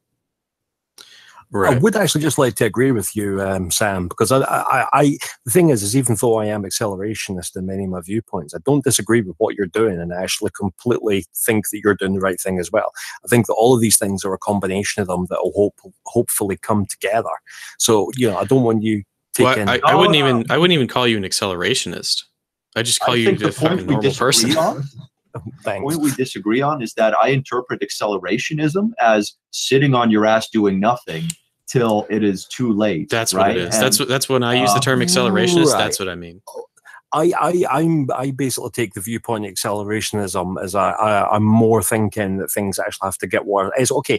Think about it a bit like busting a zip. We've all had one. If it's not ready and you try and bust it, it just ends up getting red and sore and doesn't go. Whereas if you let it get ripe and then you pop it, then it's a lot better. Probably not the best analogy ever.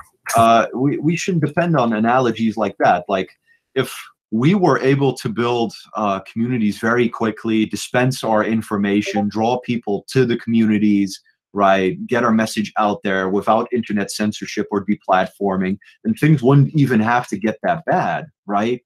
There have been plenty of instances in history where people just wisened up to the fact, voted accordingly, and had a velvet political revolution, right? There's nothing that says we need violence or we need abject poverty to stimulate society, right? If people were responsible or rational actors, which sadly they are not, then things would not have to excel to any point, right? Because we'd be doing our job and people would be receptive to the message. I would actually argue with you just on one key point, and this is an acceptance of my problem here. I don't know, I'm living in Britain. There are no other options. This is probably bad news for you because, like Canada, I think Britain has devolved into such an Orwellian, state-enforced homosexuality country that I don't think it's coming back from anything, right? Because you talked about Rotherham, right? And it woke everybody up. But what I saw in Rotherham is that there was this father, this rapist gang of Muslims knocks on the door. We're here to get your daughter. They go upstairs, they get her. Fight doesn't erupt, right? If you as a man don't throw your life, don't wager your life in this confrontation to protect your future, as it were, what are you as an organism? Well, right? the issue is that they're too comfortable. These people who kind of no, you can't be comfortable if your daughter is being picked up. Hold on. Let me explain. By a criminal enterprise. No. Their mentality is they are comfortable in their lives, and if they speak out against this, or it's like the cops who are afraid of being racist, right? If they do that, then their comfort is being it's coming into question, essentially. They'll lose their job, or they'll be run through the media, whatever. It's people's perception of how life is. But as things kind of get worse and worse, the perceptions will change. As they hear more and more people talk about it, their perceptions will change. No. Cowards are born and not made. And I think some of them, situation is basically highlighting our submissiveness, right? We are willing to submit and avoid conflict. And technically, I'm contradicting myself as well, because in the training, you know, I want to prepare people for a confrontation. I want to, you know, ease them into the bathwater of slowly building up a level of confrontation, you know, full contact sparring, yada, yada. Well, the thing is, I don't disagree that there are natural born cowards. That's pretty fine. There are also people who there's a genetic division of politics. Right. I understand that. And there are also people who, let's say someone who is abused as a child, they're raised in a certain way, their brain doesn't fucking work anymore, and they're just kind of a damaged person. Yeah, those people exist as well. But there are some people, your average working class white person, which I know of, when I take them to the side and say, hey, here's what's really going on, and I show them all of this, and then I might, you know, take them to the shooting range or take them to the local MMA club where we do boxing, things like that, and really show them what's going on, they will turn from this sort of comfortable soy boy coward into someone who is ready to fight. So because I think the problem is, if you talk the way that you're talking now, I think people are going to get disheartened and they're not going to want to try and change people. That's my only concern. I'm not saying you're wrong, but if I may, Sam, it seems to, I'm not saying you're wrong, Sam, but it seems to me like you have a very deterministic outlook as to the fate of the European peoples. And I don't see how you can be so deterministic given what we have done in the past.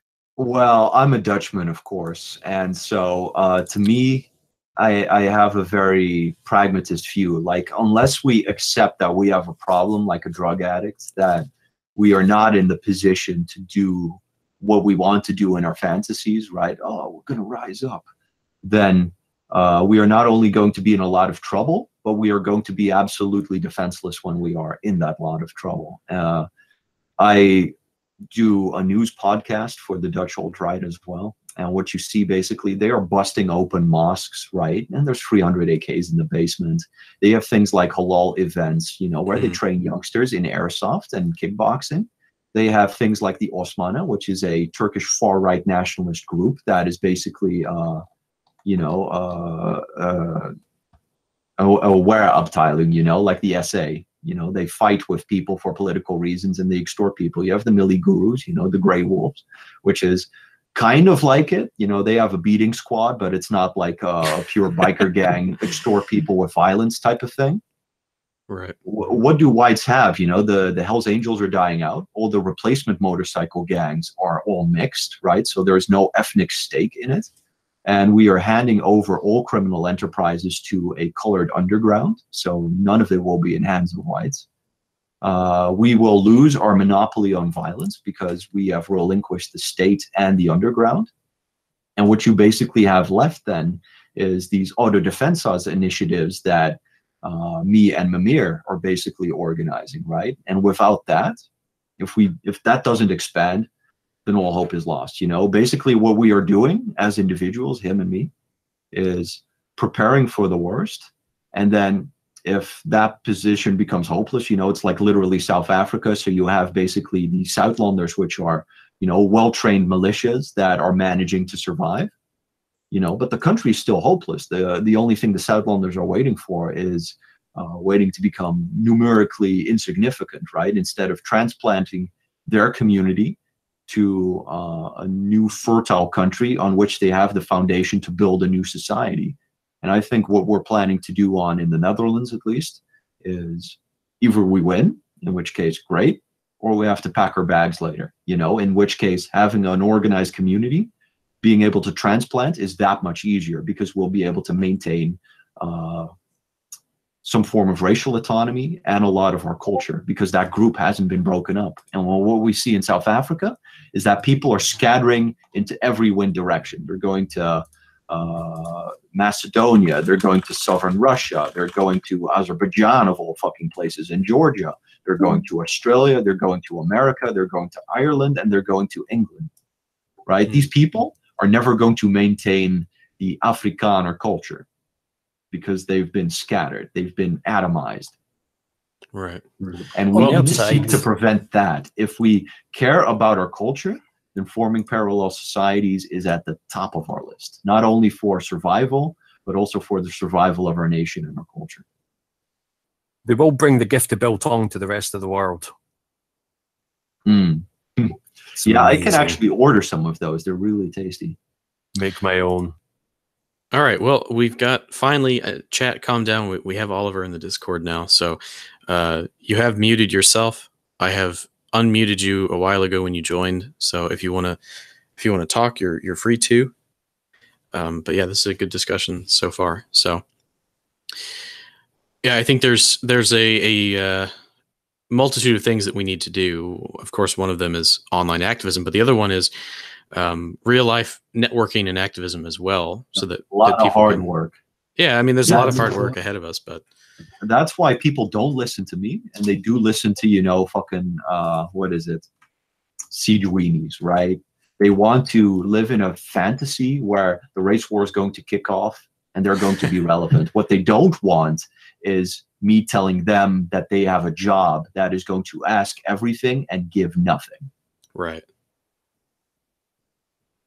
It's not what the youth is basically courted by. So in a way, Ragnar is right that I pose it in a very fatalistic sense, and what I should do is let my inner propagandist fly, basically. Exactly. That's sort of what I recommend to people do is to, because the primary issue is that the news sources that most normal people use are not talking about these things. They're not talking about the rape gangs and the grenade attacks and things like that. So they're not exposed to it. So what I say is that people need to create kind of like the way that Generation Identitaire does it, and Nordfront and all these other various center right or right wing political parties do, is that they create propaganda and then they post it around certain neighborhoods. They hold flash demonstrations, things like that, just to at least show people that these things are going on.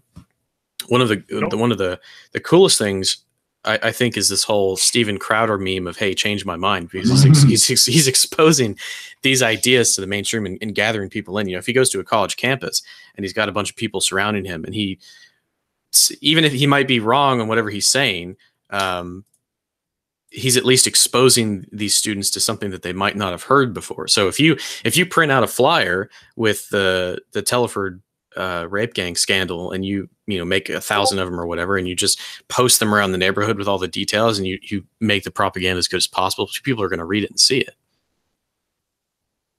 Yes. A big problem I run into is when I read the Daily Stormer, for instance, and people create morally reprehensible flyers, right? It's like, oh, Smelly Beaner's this, literal AY cartoons. Like, yeah, like Stormfront. Yeah. That's not propaganda. It's just appeal funny to normies. Right. It needs to be professional and designed well, and all of this other stuff. It needs to be informative and kind of short. There's a lot that you can learn from the writings of Joseph Goebbels in his propaganda campaigns in Germany. I think it's on my reading list for anyone who hasn't read it. You can go check out that video. But even then, let's look at a better propagandist. Of course, the Species We All Know and Love Ourselves by Bernays, Propaganda. Such a good book. Yeah, there's a lot of good strategies. I made a good one with a slogan, right? And it reads at the top: diversity, exchanging statues for concrete blocks. Right now in Europe, they're placing a lot of concrete blocks against peaceful truck attacks, of course. This is something spicy, that hits home in what happens in society. And that's what people want to connect with their feelings. Right. If you guys wouldn't disagree with that. Speaking of Bernays, I just found that in my book folder. So so good. Great. Literally the Bible. And you also have How to Win Friends and Gain Influence, I think, is some book I have over. It's interesting, that book list you mentioned, Mimir, at one point. It was funny because after you mentioned that, some guy who had, at the time, didn't watch your stuff, happened to come over a mega download file that had most of the books that you put up as reading material. So that was great. So I've basically got them all now. So Yeah, I've got like 500 or 600 digital books. Probably more than half of them are like red pill books and things like that. So I have a fairly large collection of them. But yeah. I can listen to audiobooks in my current job, so it's great. So I can actually pack away about 40 hours of audiobooks a week. It's rather nice. I did just want to bring up something from Eleanor, bring back national service. And I put in, this is in the live stream chat, just about, tie it into the vote. Believe it or not, I mean, if you actually start putting in systems in place where you bring back national service, only people that have done service to their country get the vote, and you allow them to do things like, even if it's not military service, where you can do things like work on infrastructure for 4 years, and then you put in things, I mean, I've had big long discussions about this, like you give them free university after they do their 4 years or things like that, you can give everybody a path to actually succeed within their nation, but they have to give. It will give them pride. It will give them the ability to actually be, they will be contributing to the world that they are then living in, but they will also receive it back. And this is one of the biggest problems in the modern world, I actually think, is when it comes to the relationship between the man and state, is the state wants, but the state does not give either respect or opportunities for advancement. But if you can make a good system where the relationship is reciprocal, I think it's the best. Yeah, I kind of agree. But the reason why I wrote that down is based on what Sam said with the whole not willing to fight. These national service trainings, they make a man out of these young boys. They give them balls, so to speak. Oh, make a man out of you. Oliver, can you try speaking? You're unmuted.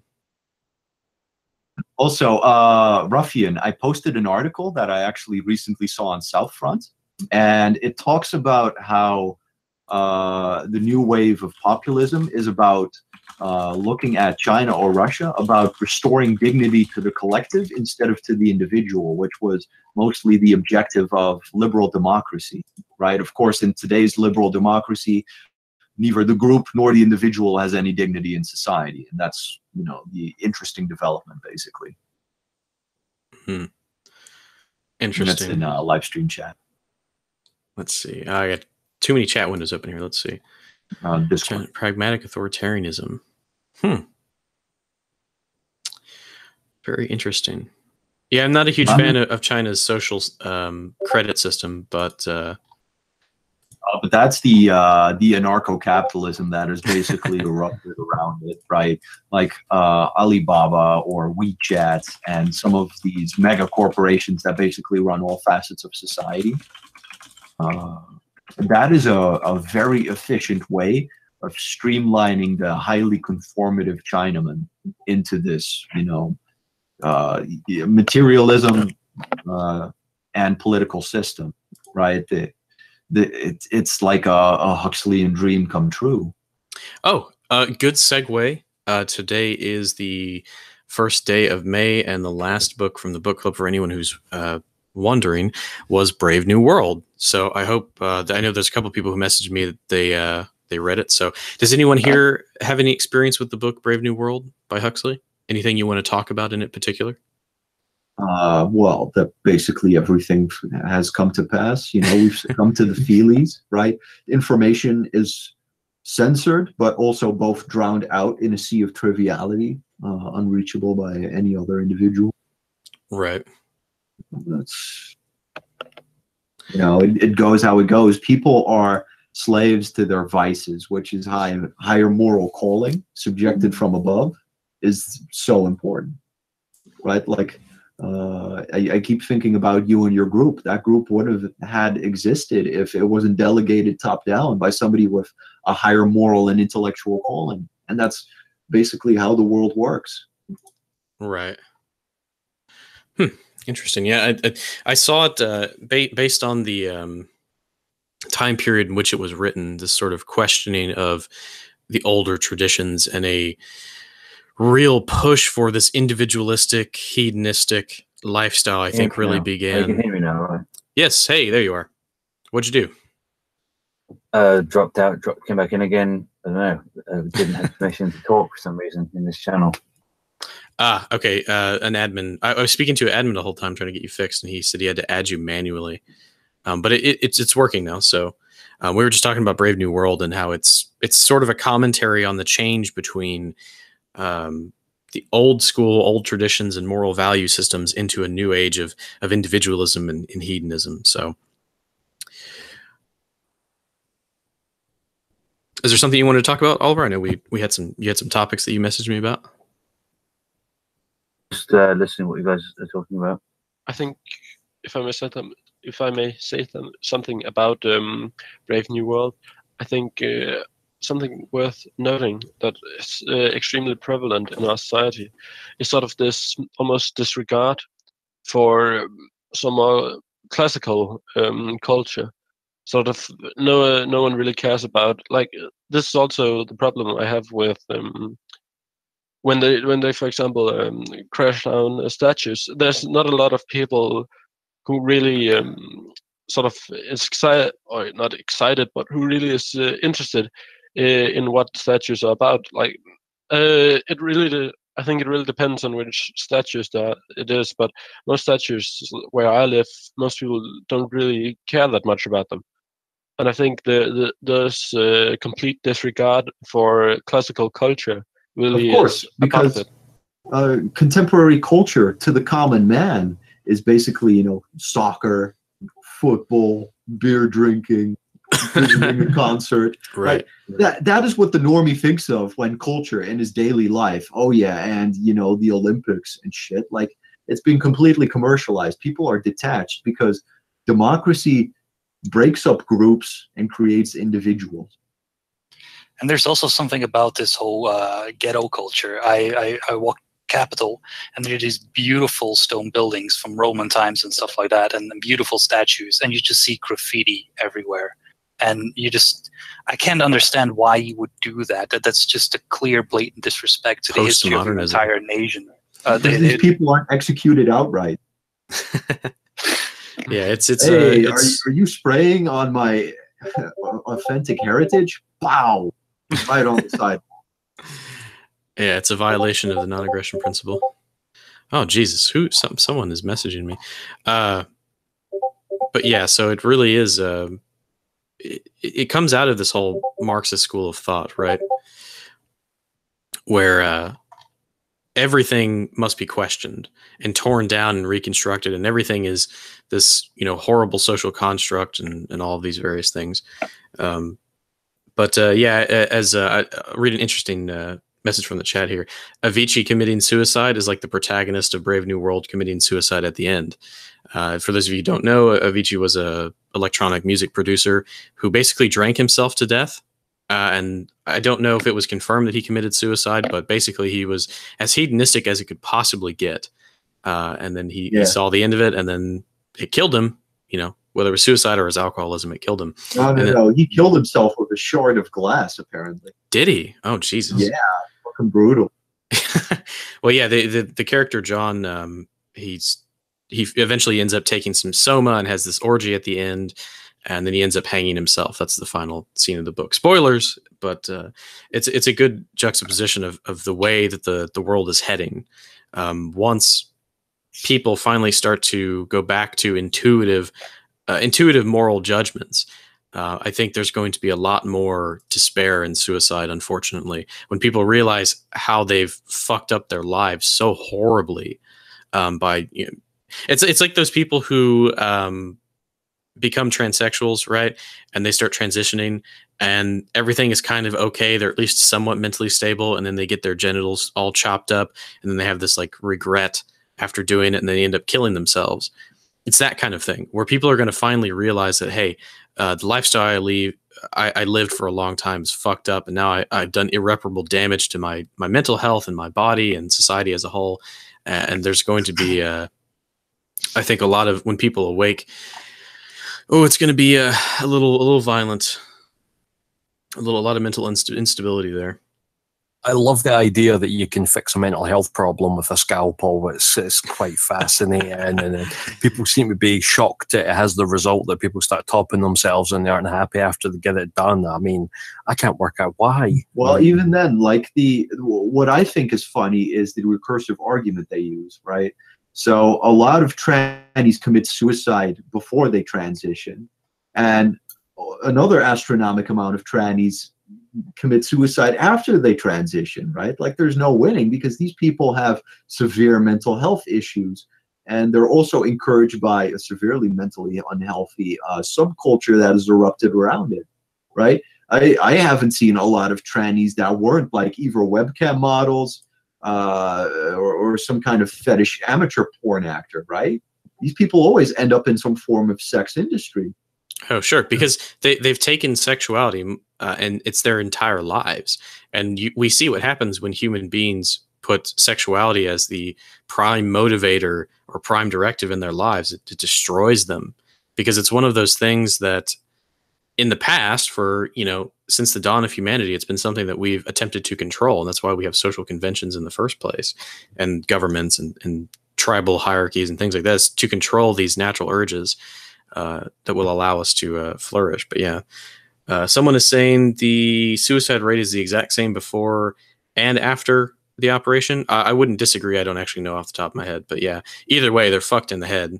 But some of them get even more fucked in the head after they wake up on the after they get off the operating table and they realize how horrible of a mistake that they've made. Especially dealing with, if you're a male to female trainee, dealing with the post-op stuff is just, it's the most horrifying thing I've ever read. So I can't say I blame them for wanting to kill themselves. It's just irreversible damage. I think it really comes down to, because if you're a guy and you become a woman, or at least you have more female hormones and you become more hysteric, that's probably not good for your decision-making capability. Yep. If you're already a hysteric woman and you become a guy, that's probably not going to improve either. Right. It's Alex Jones was right. That's what I see in the chat. They're turning the freaking frogs gay. And Six says they'll never admit to the damage they cause to society. Same with porn people. I disagree. I know there's some people who aren't going to admit it, but I've met plenty of people who have changed their ways, and it took them some time, but they eventually got there, and they've disowned that part of their past and said I was wrong. So there's plenty of room for people to grow and change. He may have been right about the frogs, but he was not correct when he said that, I don't care if the country is 100% black, as long as they love, quote unquote, freedom. Right. Well, the African version of freedom is not something that I want, so. Well, I'm sorry. I need to get the quote right. It was freedom and guns, really important. Oh, boy. We see what happens when we give Africans AK-47s. Yes, they have a lower hit percentage chance than the than the average Arab. We know how they fight. I would say you'd probably have better luck if you gave a weapon to a giraffe or something like that. If we could weaponize the animals of Africa, they'd be better soldiers than Africans. I wouldn't joke about that shit though, because Arabs in Europe are very well trained in the murder business, right? They're getting their kids in on it. You recently had in the news, of course, we had a Danish guy around here as well. You had the Turkish military parades in the mosques, right? You have these toddlers dressing up in military fatigues and waving the Turkish flags. That's what we're up against. What are we teaching our kids at that age? They're teaching them to be proud of their country, proud of masculine traits, proud of the military. We're teaching them to be what? Fucking fags in school?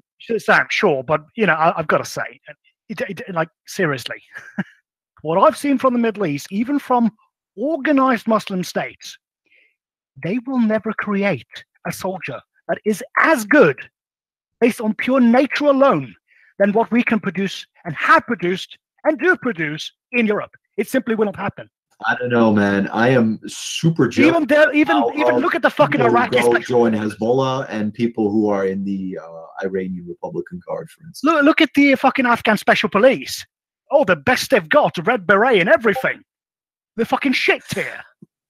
Okay, I'm going to throw something in there. I actually agree with you 100% on one point when it comes to conventional armed forces. The problem is what you're looking at potentially in the long run is a protracted asymmetrical warfare scenario, and that's the kind of thing, seen as they are pretty much being funded and trained by a combination of groups like MI5, CIA, probably UN, I would imagine, some certain ZOG groups and things like that.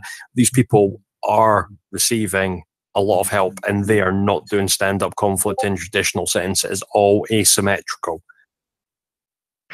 Oh, I agree that fighting asymmetrical, this is a problem. And just look at the Americans; they haven't gotten that right since Vietnam. But even then, that being said, though, just Right. that being said, one like caveat to the Vietnam throwback. It can be done right. Well, yeah, they just weren't allowed to be off the leash. Yes, that's exactly. And with a conventional military, how do you fight an insurgency and unconventional warfare combatants? Such is being done in the Middle East today. You fight them by simply disregarding every law around warfare, and you carpet bomb them. You short of using tactical nuclear weapons because it's too much of a problem for other places. Geopolitics and all this, short of doing that, you carpet bomb them and you use whatever you have. Use the Moab like Trump did.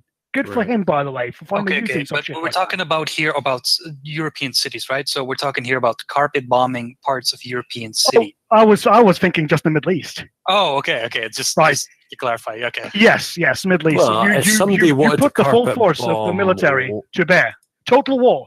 You don't care about civilian casualties. You disregard the rules of war. Just kill.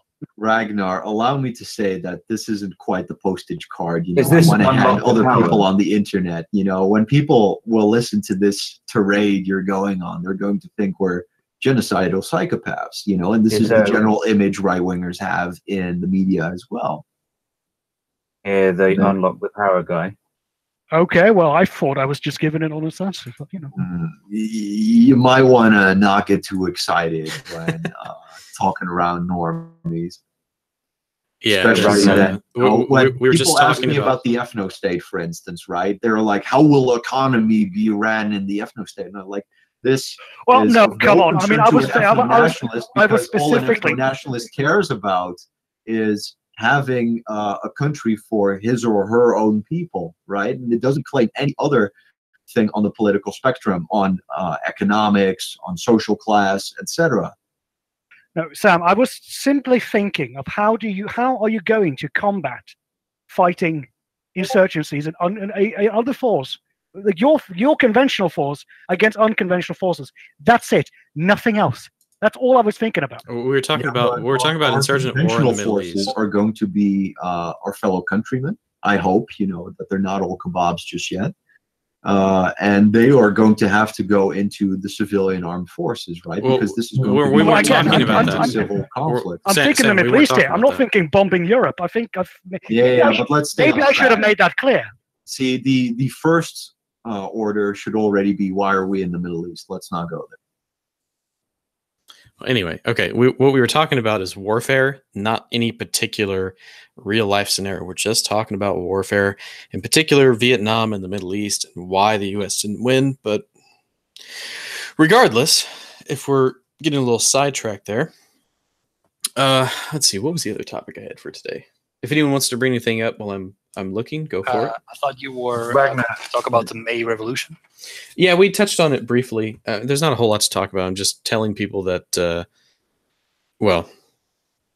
it's basically anarchy in the streets of some major European cities like Paris, and I believe Frankfurt got hit as well. Like not right now? Yeah, I just saw a video of it on Twitter. Oh, fuck me. I'm yeah, gonna have to a whole go bunch to the of capitals. a whole bunch of Antifa smashed up a McDonald's, and like Did they do anything in Brussels yet? I don't know, but they're police. I can hear you, Oliver. The police found a cache of Molotov cocktails that Antifa had stored in someone's car in Paris. So this is essentially what happens when communists take to the streets. It's it's just so insanely violent. And for the media to just outright lie, because there was a news article basically saying it's the May Day protest. We should be watched out. We should be watching out for right-wing violence. It's like, are you fucking kidding me? No, it's the left-wing violence that we need to be watching out for. But see, that's kind of interesting. That means that they have to, the people in the media just have to be all left-wingers. How else could this fly? Or are they being from higher up to say this? I don't quite understand. Oh yeah, it's all coordinated. So this is why I always want to push this whole, we need to get the next generation in these institutions that are going to be at least somewhat sympathetic towards us. And that's why I get the whole acceleration thing, but I don't think we're quite there yet. And I think we still have a chance of fixing it before that happens. I'm going to do it my best to try and achieve that. You guys prepare for whatever eventuality is going to take place, but I'm going to, cast my chips. Put my chips on that strategy. I don't know if anybody else is with me on that, but I think that is the best way forward. Well, the way to success is not having a certain direction. It's having a prismatic approach, right? This is how the left can have a bunch of soy boys, just flyering, while the more insane black bloc types go to the physical protests, and try to punch people, which they, of course, immediately fail at unless they outnumber you 10-1. All right. Well, Oliver, I can hear you. If try talking again.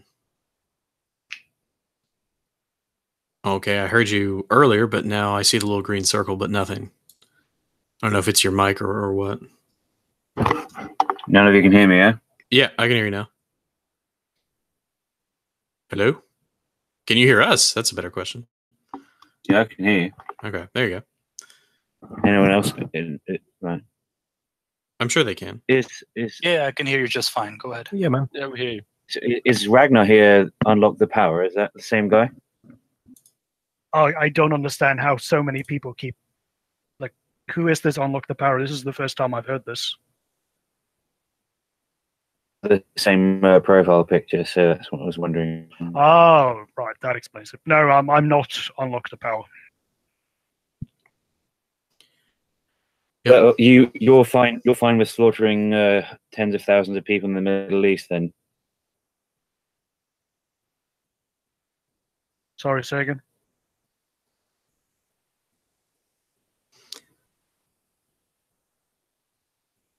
I think what he meant was that if you want to win an asymmetrical warfare, that might be the tactics that you could use. It doesn't mean that he actually wants to do this.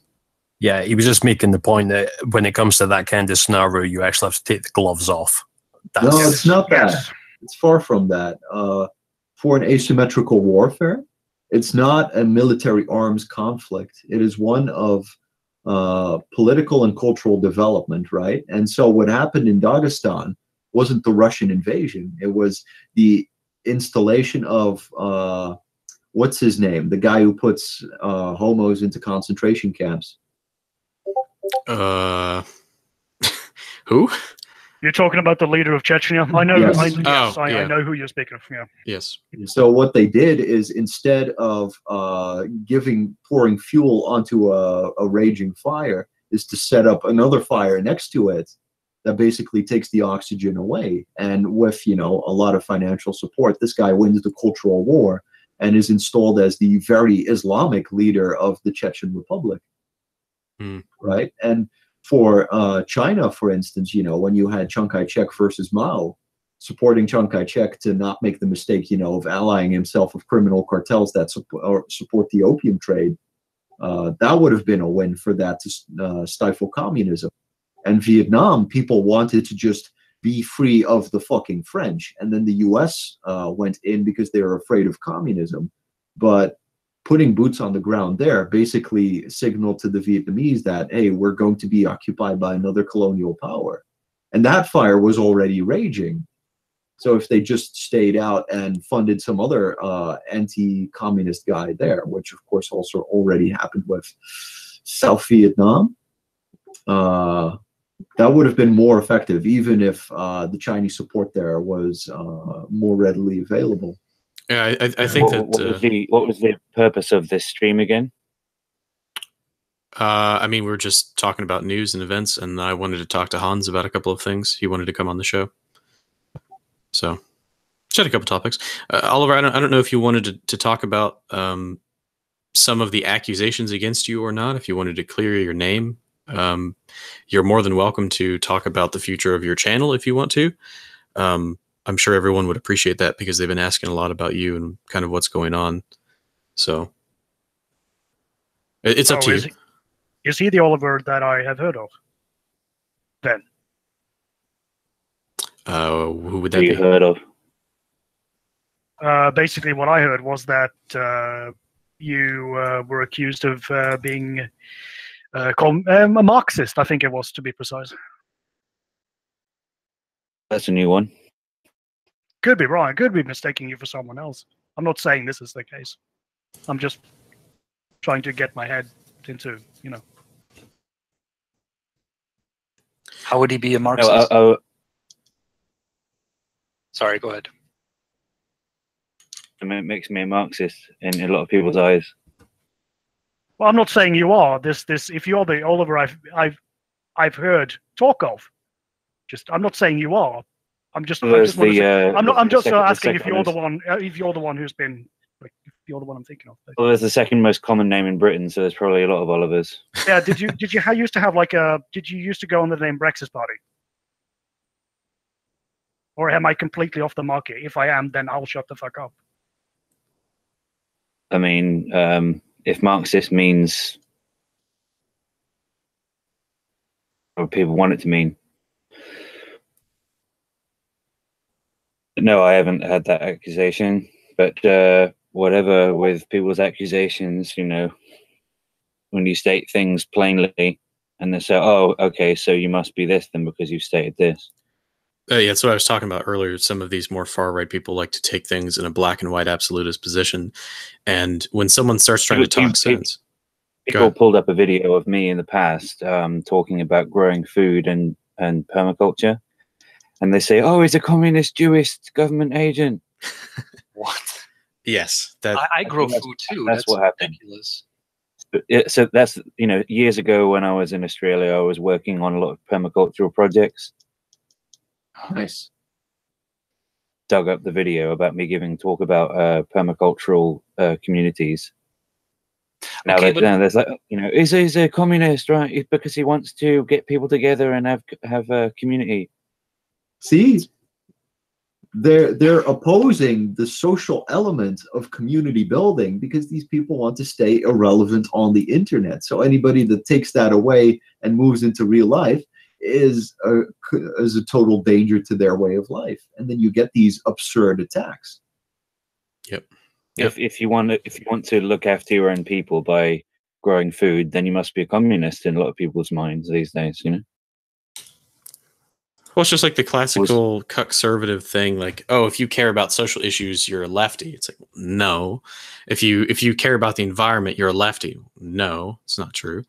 Regardless of actual, it's like the whole horseshoe fucking thing. Like, the further you get to the extreme, you're basically just a communist anyway, which is fucking dumbass. It's just dumb shit. So, people, do you like eating food? Yeah. No, okay, so where does food come from? I hope you never take these people serious, because the first question out of your mouth should be, "Are you retarded?" It's amazing that there's been dozens of people just making these claims and making videos, and my channels are crippled, right? For example, I've done 1 or 2 private streams with 1 or 2 friends that it was never public. It was never set to public, but for some reason, even those streams, views on them, because the only people that watched it are us. They've been blocked worldwide as well. Something's happening to my channel whereby it's completely crippled, so I can't do anything with it. So, and then people say, "Oh, he's prohibited all his videos because he's afraid of this and that." So, no, I explained it to you like in 2 or 3 streams. I think I've picked up onto your mistake. You market your shit on 4chan, don't you? I don't think that's true. People who espouse with the quote white people or their fellow whites, you know. So my channels are crippled from various people that I won't name right now, having mass flagged or mass attacked my channel. So thing of it is. So and then that's what's happened. But then just by stating things plainly, you must be lying. You must be a Jew agent. You know. Yeah. What are you talking about? I think there's also a fear because this has all happened in the past, where what the left does is they subvert and infiltrate other people's movements and destroy them from the inside. I think this is just a sort of like defense mechanism where people want to preserve every movement, you know, with doing these kinds of attacks to make sure that it stays lefty free. I think that is where it's coming from, not actually from a rational, you know, analyzing of what you said and then just, you know, concluding that you must be a communist. That's the problem with the white nationalist 1.0 movement that I've tried to distance myself from, is that I understand, I can empathize with the fact that those groups have been infiltrated historically by a lot of federal agents. I get that. It's good to also vet people who come into the movement. I get that. But a lot of times they don't either they don't have the ability to, or they don't analyze what people are saying and then take that message at face value. So for example, when someone says, "Oh, I don't want any Jews in my movement," it's like, okay, well, what about the Jews who have the same ideas that you have, or are speaking the same things that you're talking about? If they're sincere about it, what about those people? Are they not allies, or is it a sort of a blanket ban on these people? It's like, I don't really understand it. So there's no critical thinking in some of these movements. You want an answer to that, or say what? Oh, do you want an answer to that question? Well, I know why they think like that, and it's perfectly reasonable, but there comes to a point where there's a difference between just blanket banning on people and just sitting down and vetting them, because you should be not immune, but you should be very hyper aware of when people are trying to subvert you or use propaganda against you, and you can just analyze what they're saying. But if you want to answer, go for it. It's usually that Jews or other ethnic groups cannot represent white ethnic interests. It's impossible for Jews. This is Zionism, and in a world of limited resources, people who do not represent your group, who do not wear your uniform, which is your skin or your race, basically. Right, but here's the thing. Here's the thing. That I agree with that. The problem is you have some of these Jewish people like Frame Game Radio who are talking about Jewish issues and who is spreading very, very informative issue about the Jewish problem. And he's not representing white interest. He's actually exposing Jewish lies. And that's my point, is having these people involved in the movement. No, that's part of the double game, because what they're doing right now, that is sympathy and story creation, right? Eventually, if anything kicks off, they'll have a fallback position where they'll be like, well, yes, but all these Jews have been helping you since this certain day. So they throw you a couple of red herrings, right, to create the idea that, well, you know, it's these bad Jews, you know, it's dividing the column. And this has happened since ancient times, that if they ever had to flee a city, one group of Jews would go in one direction and one group of Jews would go in the other. And if one was caught, then one would always be able to hide in another column of refugees, for instance. Right? Yeah, can I highlight the severe dividing danger of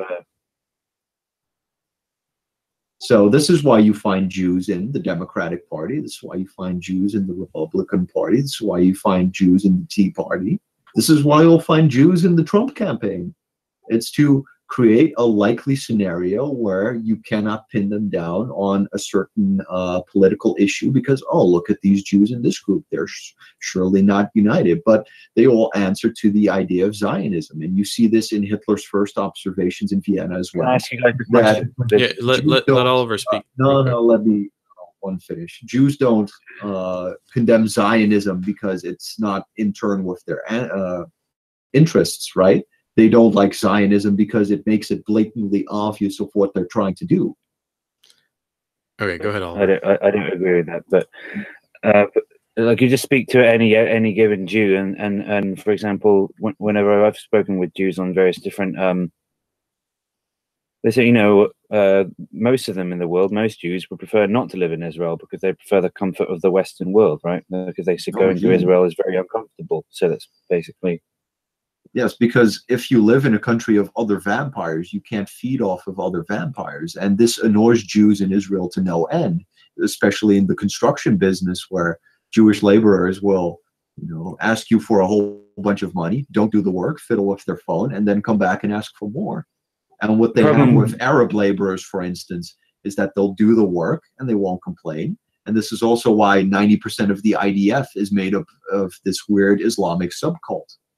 Right? They don't do the work themselves. No, they have people who are willing to die for them. And you see this in the West as well amongst Protestants that basically worship Israel and the chosen people to high heaven.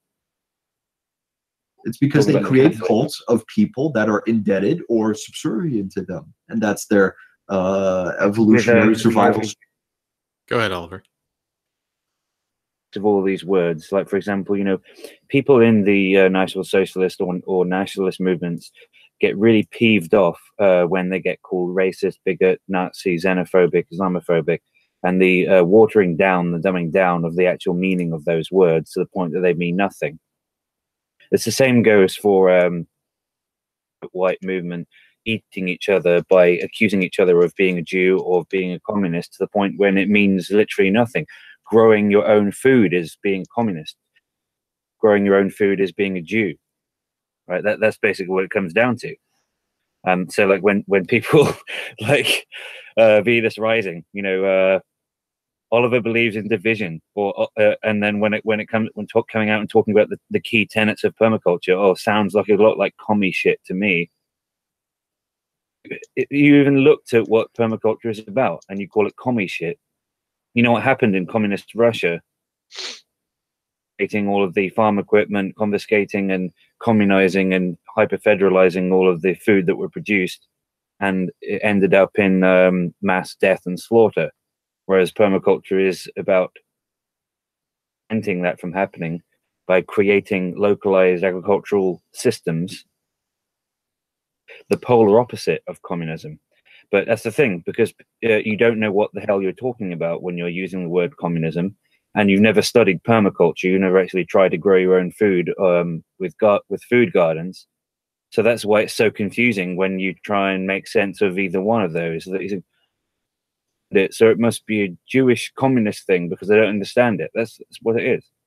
I just don't listen to them, man. It's a hate. Maybe they've just woken up and.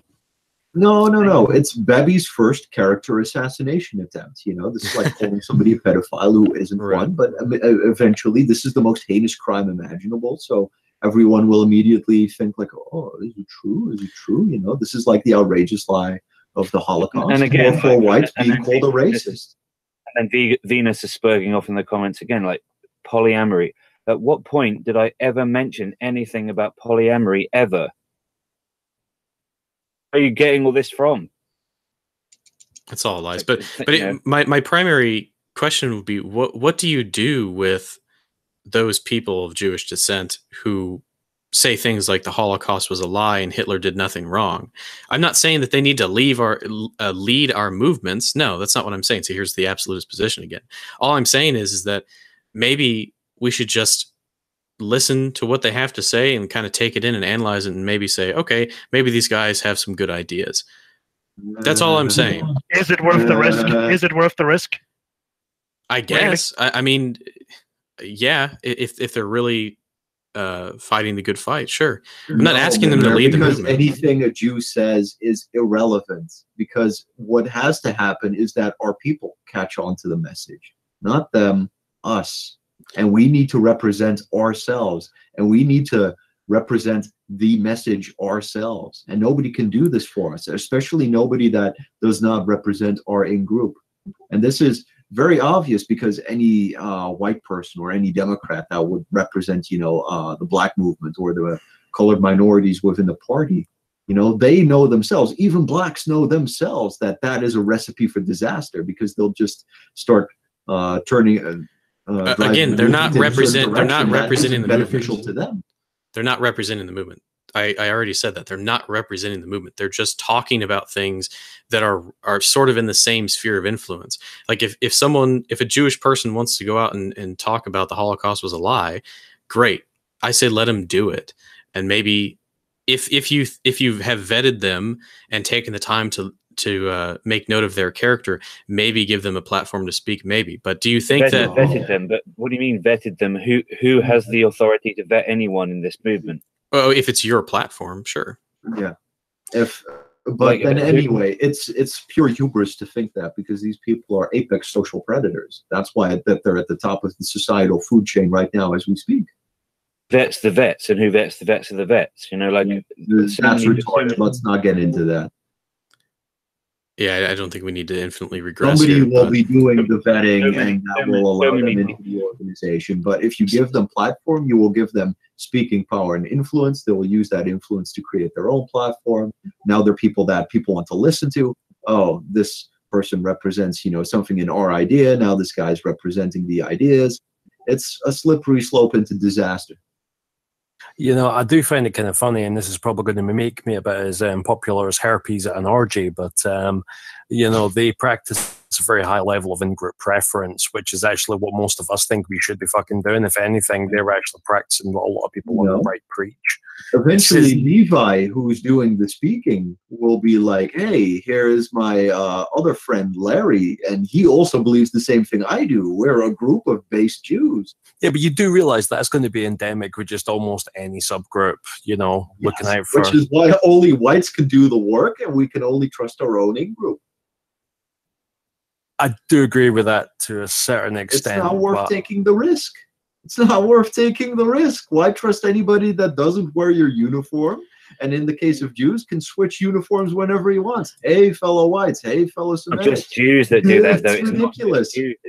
For example, here in Britain, one of the biggest problems is the white traitor, not the Jew, right? Mm-hmm. Like, for example, you heard the idea that if you have one bullet and you're going to shoot the traitor or the Jew. Yes, but who is easier to get to? The white traitor, the Shabbos Goy, or the Jew?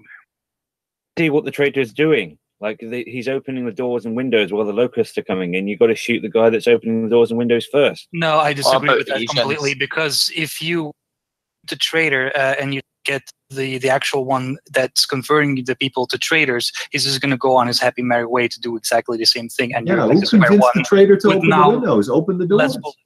Sorry. You gotta. Everybody's always into symptom fighting. Fight the root of the problem. Forget everything else. It's a waste of time. What's the root of the problem then? Sorry?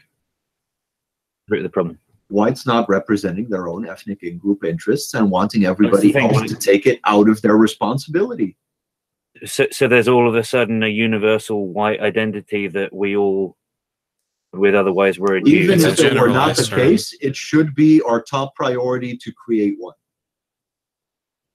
Sudden a political hive white mind that if you don't get on board with No, we're not the Borg, but we have racial interests inherent to our demographic, which involves us maintaining our grip on our homeland. It gets back into this whole thing of like what my stance of it is would be different to your stance. I say that if you're American, deal with American problems. If you're British, deal with British problems. Yes, but that's not the world we live in. We live in the globalized world of international transport, where we now are a white demographic opposed to American other major racial demographics in the world. In Britain, you can't do anything political or domestic in Britain. You can in America. So deal with what you can do in your own country. So, like, if Britain goes under, I shouldn't allow white Britons into America. Britain will survive long after America's gone. I'm saying a hypothetical situation. Let's say, Rule Britannica is not happening. You guys live in an Orwellian state. All hypothetical, of course. None of these things are actually happening right now. Should we not feel any form of brotherly bonds with the now dispossessed, hypothetically, Britons? Is that within your circumference of accepting? don't consider it a viable thing whatsoever. That's the thing. This is what makes people think that I'm an infiltrator. Allowing or Brits to survive in America is not interesting. I really don't give a shit about helping other whites in other countries. Britain first. That's all, because if each one of us focuses on our own problems in our own houses and our own country, the problem will get fixed. But as long as we're trying to deal with like the overall white problem, we don't fix anything. Right, okay, I'm going to have to jump in here for a second. You do realise that if a body's got cancer riddled all through it, shooting the cancer that's in the liver doesn't help you if it's also... This is all hypothetics that doesn't work in reality. When you're working on any given project and you're trying to work on one problem at a time, but then when you say, oh, I've got 10,000 problems, how can I solve all of them at the same time? You end up solving none of them. Right, okay. There's a core of truth in this. But for instance, we are all nationalists. We are all working on our national projects because, frankly, we don't know anything outside our own countries. Not really, not on a deep personal level where we can actually be effective. You know, I also work on South Africans, for instance, because they've lost a battle and somebody needs to look after them because they're not looking after themselves. And that is part of the top-down structuring an organization that is required to keep any of these groups alive and kicking. Well, this is why I'm saying that this movement is never going to get anywhere because of this narrative that you're just saying now. Like, if you'll just be talking, you'll be talking forever. Well, every country is burning to the ground, saying, "Oh, we've got to." How am I talking forever? I've put down some very real issues that are really being worked on that have a clear pattern of where I begin. How did Brexit happen? Did Americans help Brexit happen? No, only Britons did it, right? Well, we did spread a certain amount of propaganda. Most Britons and Europeans just want America to leave them the fuck alone. Like, we don't want Europe to be Americanized. We just want America to leave us alone because the European Union is an American project. We just want them to leave us alone. Right. I don't think that anyone's going to be in favor of the European Union. That type of Spencerism is not anything that I can get behind. I don't think that anyone here would get behind it. The reason the European Union still exists is because people are in favor of it. No. If I may, the vast majority, you have to realize that the vast majority of German people want the European Union to survive. That's just the facts. Ask any given German person. That's not true, because I speak to a lot of German people, and that's not the case. Now, I could be in a bubble. You speak to a lot of German people. Sure, there are a lot of German people, and sure, there's a lot of German people that don't want to have the European Union. But it's probably something like the vast majority of people in Germany do want it, and the reason they do want it is multiple fold. It's because they are at the top of the mountain, and that they get to control all of Europe through this economic model, right? Not to. Why would you want to any given country's never going to leave a country out of the EU across Europe. The only exception to that is Italy. The economy of 500 million people. Why would you want to give that up? And that's the position Germany and America is in right now. Right. Well, you do realize that you probably, I mean, the assumption that everybody or most people in Germany want to stay in the EU because Germany benefits from it is always very, I mean, it's based on a lot of assumptions. You think your average guy in the street benefits that massively from it. But they want, in Germany, that's the thing, that a lot of people in Germany see it differently to a lot of people in Britain, and the same in America. Like, most Americans don't have a clue what the European Union even is.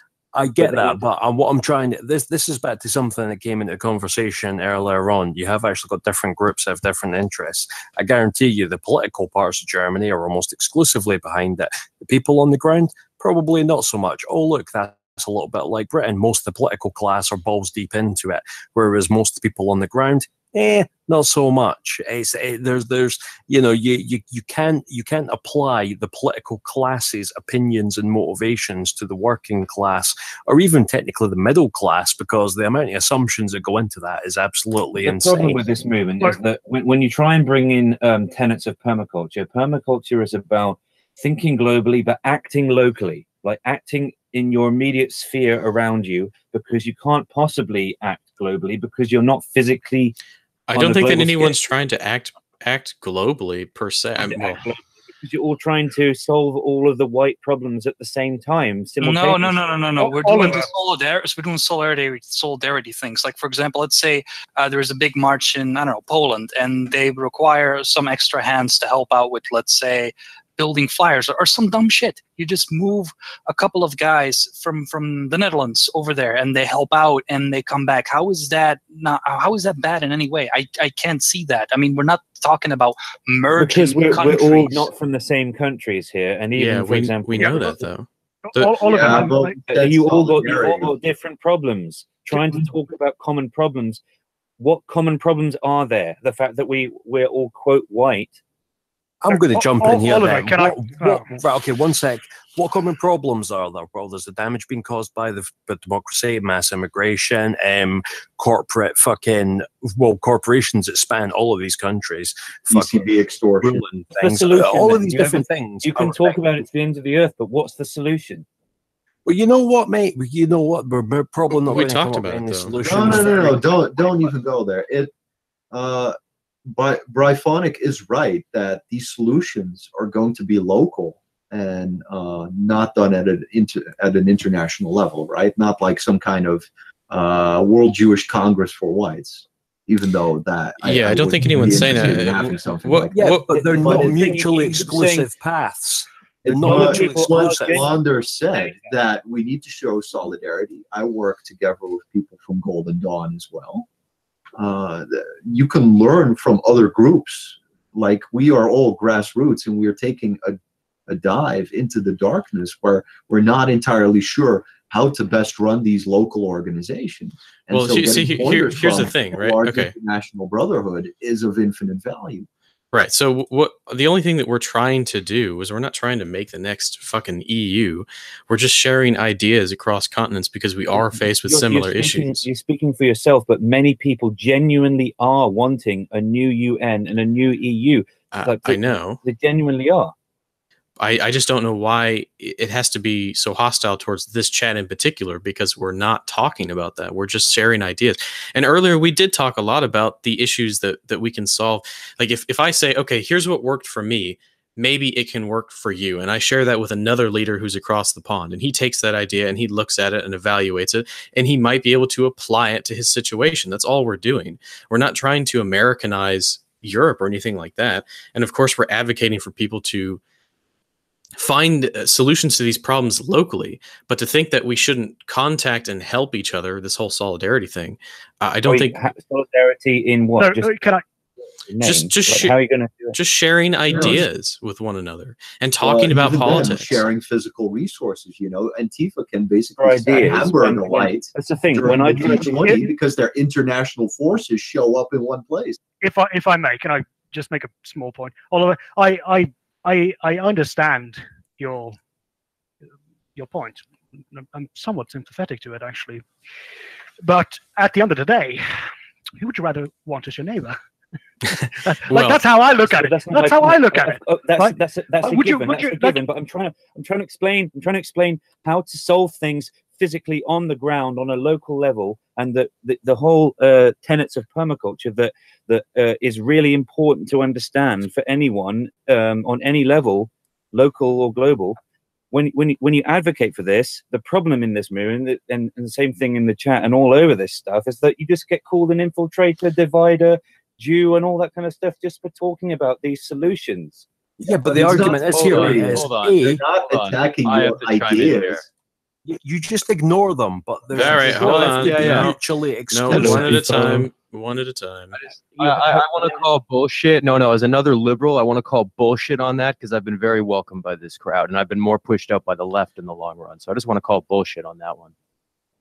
Yeah. Okay. So let's take a step back here. Hold on. Now shut the fuck up. Let me just take one step back here and just think about this. Yes, there are people that are attacking you, Oliver. It's no one here is attacking you on the whole permaculture thing was a dumb troll. Well, Perfectly fine. They are. Yes. Okay. So now the other thing that we're talking about here is real action to solve problems. Okay. That's all well and good. Yes, I understand your point. You're very nationalistic towards England. I get that, and I approve of that. Not that you need my approval, but the thing is, though, regardless of what you feel about that. We are all in this together in one way, shape, or form. Because if America were to fall and all the whites eradicated or whatever, or if parts of Europe, it's only one step closer to having your country extinguished as well. It's a domino effect for all of this. And no one here is saying that. No one here is saying that we should, form the next fucking EU. You guys keep saying no one here is saying it. I'm literally hearing people saying literally those words to me on a daily basis by the dozens. They are literally saying exactly that. So but is anybody in this chat room all the time? I'm hearing it all the time. That people are saying exactly those things. So whenever they say no one is saying this, no one is saying that, they are saying it. Yeah, well, you've been talking about this chat room right here. I don't care what happened in your private messages. Just like the few people that are in the chat here, they're literally saying those things. Do you mean the Discord, or do you mean the live stream on YouTube? For people watching this show, they're literally saying those things, right? All right, but I'm not talking about them because they're not here. Look, the link to the Discord is open. If someone who has something bad to say about you, they can come on here and say it, but they're not going to. I'm talking about the people we are talking to right here in this chat room, the people you are speaking to, not the chat. That's saying, yeah. So the people in the chat room, and then people listening, and then people taking things like way out of context. You've been taking your meds. Dude, you need to calm down. There are people that come into these chats from the left to just for one purpose, and it is to sow division. You got to let that shit go, because if you are already freaking out about this, I don't know what the fuck to say to you, man. Because the reason it's not just about this, right? This has been going on for months now. So it just keeps going and going and going. Like, for example, when but you're such a sissy, you need to get a poker face and let it run off of you like water off a raincoat. Yeah, you can easily say that. You don't know what you're talking about in this sense. It's like, yeah, I'm sure. Yeah, okay. No idea. Right, I'm sorry. Mate. Hang on.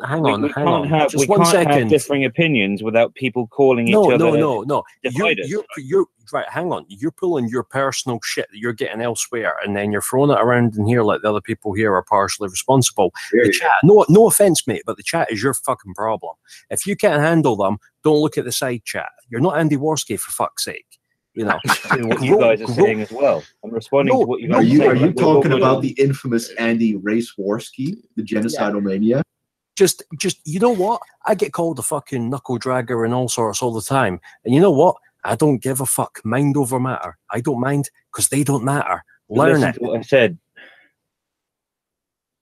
The people who watch the streams, which is why you're doing the streams in the first place.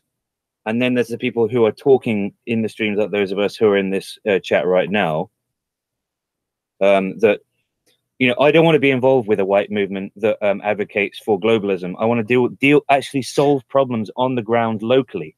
No one here is advocating don't globalism. What the fuck? Hold on. It's this overall internationalist white thing, right? That we can't all agree on. Like, even just in this chat right now, with just a handful of us here. We aren't agreeing, so clearly there is no unity. There's no. I'm not dividing anything. We just don't agree. Bro, do you know how long it took the left to get into a really organized push? Do you think that they didn't have these early discussions when they were just starting up? You think they don't have? Well, they had purges too. We define the left. What does being left mean? The ones that are pushing this bullshit. Anybody have any Ritalin on hand? It's the egalitarians. People on the left are some of the most critical of Israel, right? They're more critical of Israel than the people on the right. And yet their policies are to the detriment of Europe and the white people. So what? People on the left would prefer to stop all the funding to Israel, more so than the people on the right. Oh. Well, that's a matter of just bad that's conservatism. Only because they want to give the money to Muslims instead.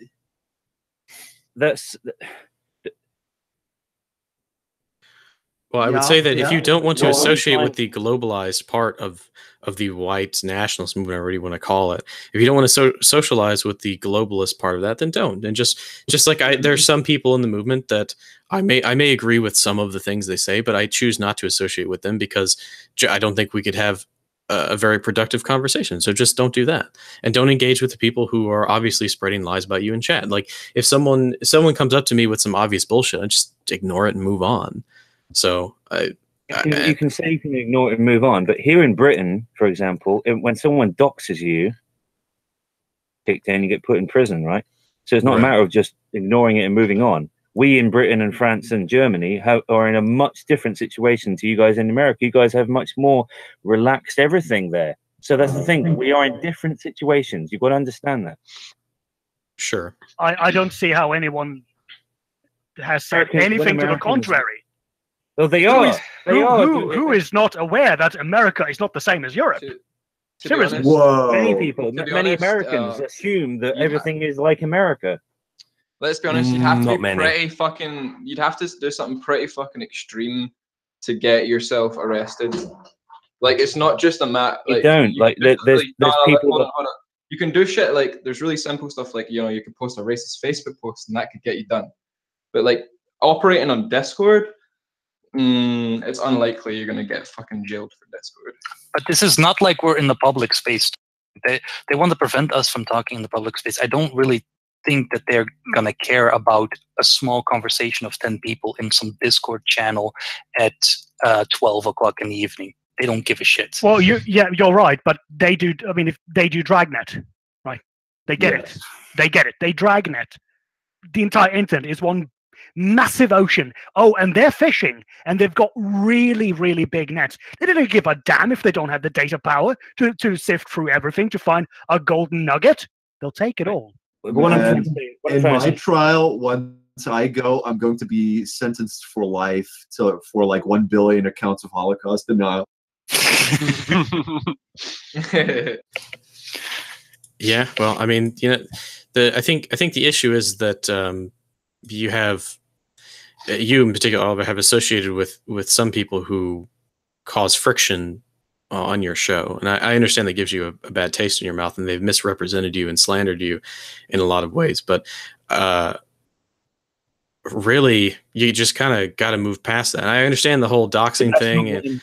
I don't give a shit about all of that. What I'm saying is that if people want to work together, and they say they want to work together, but the minute that someone comes out and says, "Okay, look, I want to get to the very crux of the issue and solve it. I don't want to just keep talking about it forever. I actually want to get it sorted out now.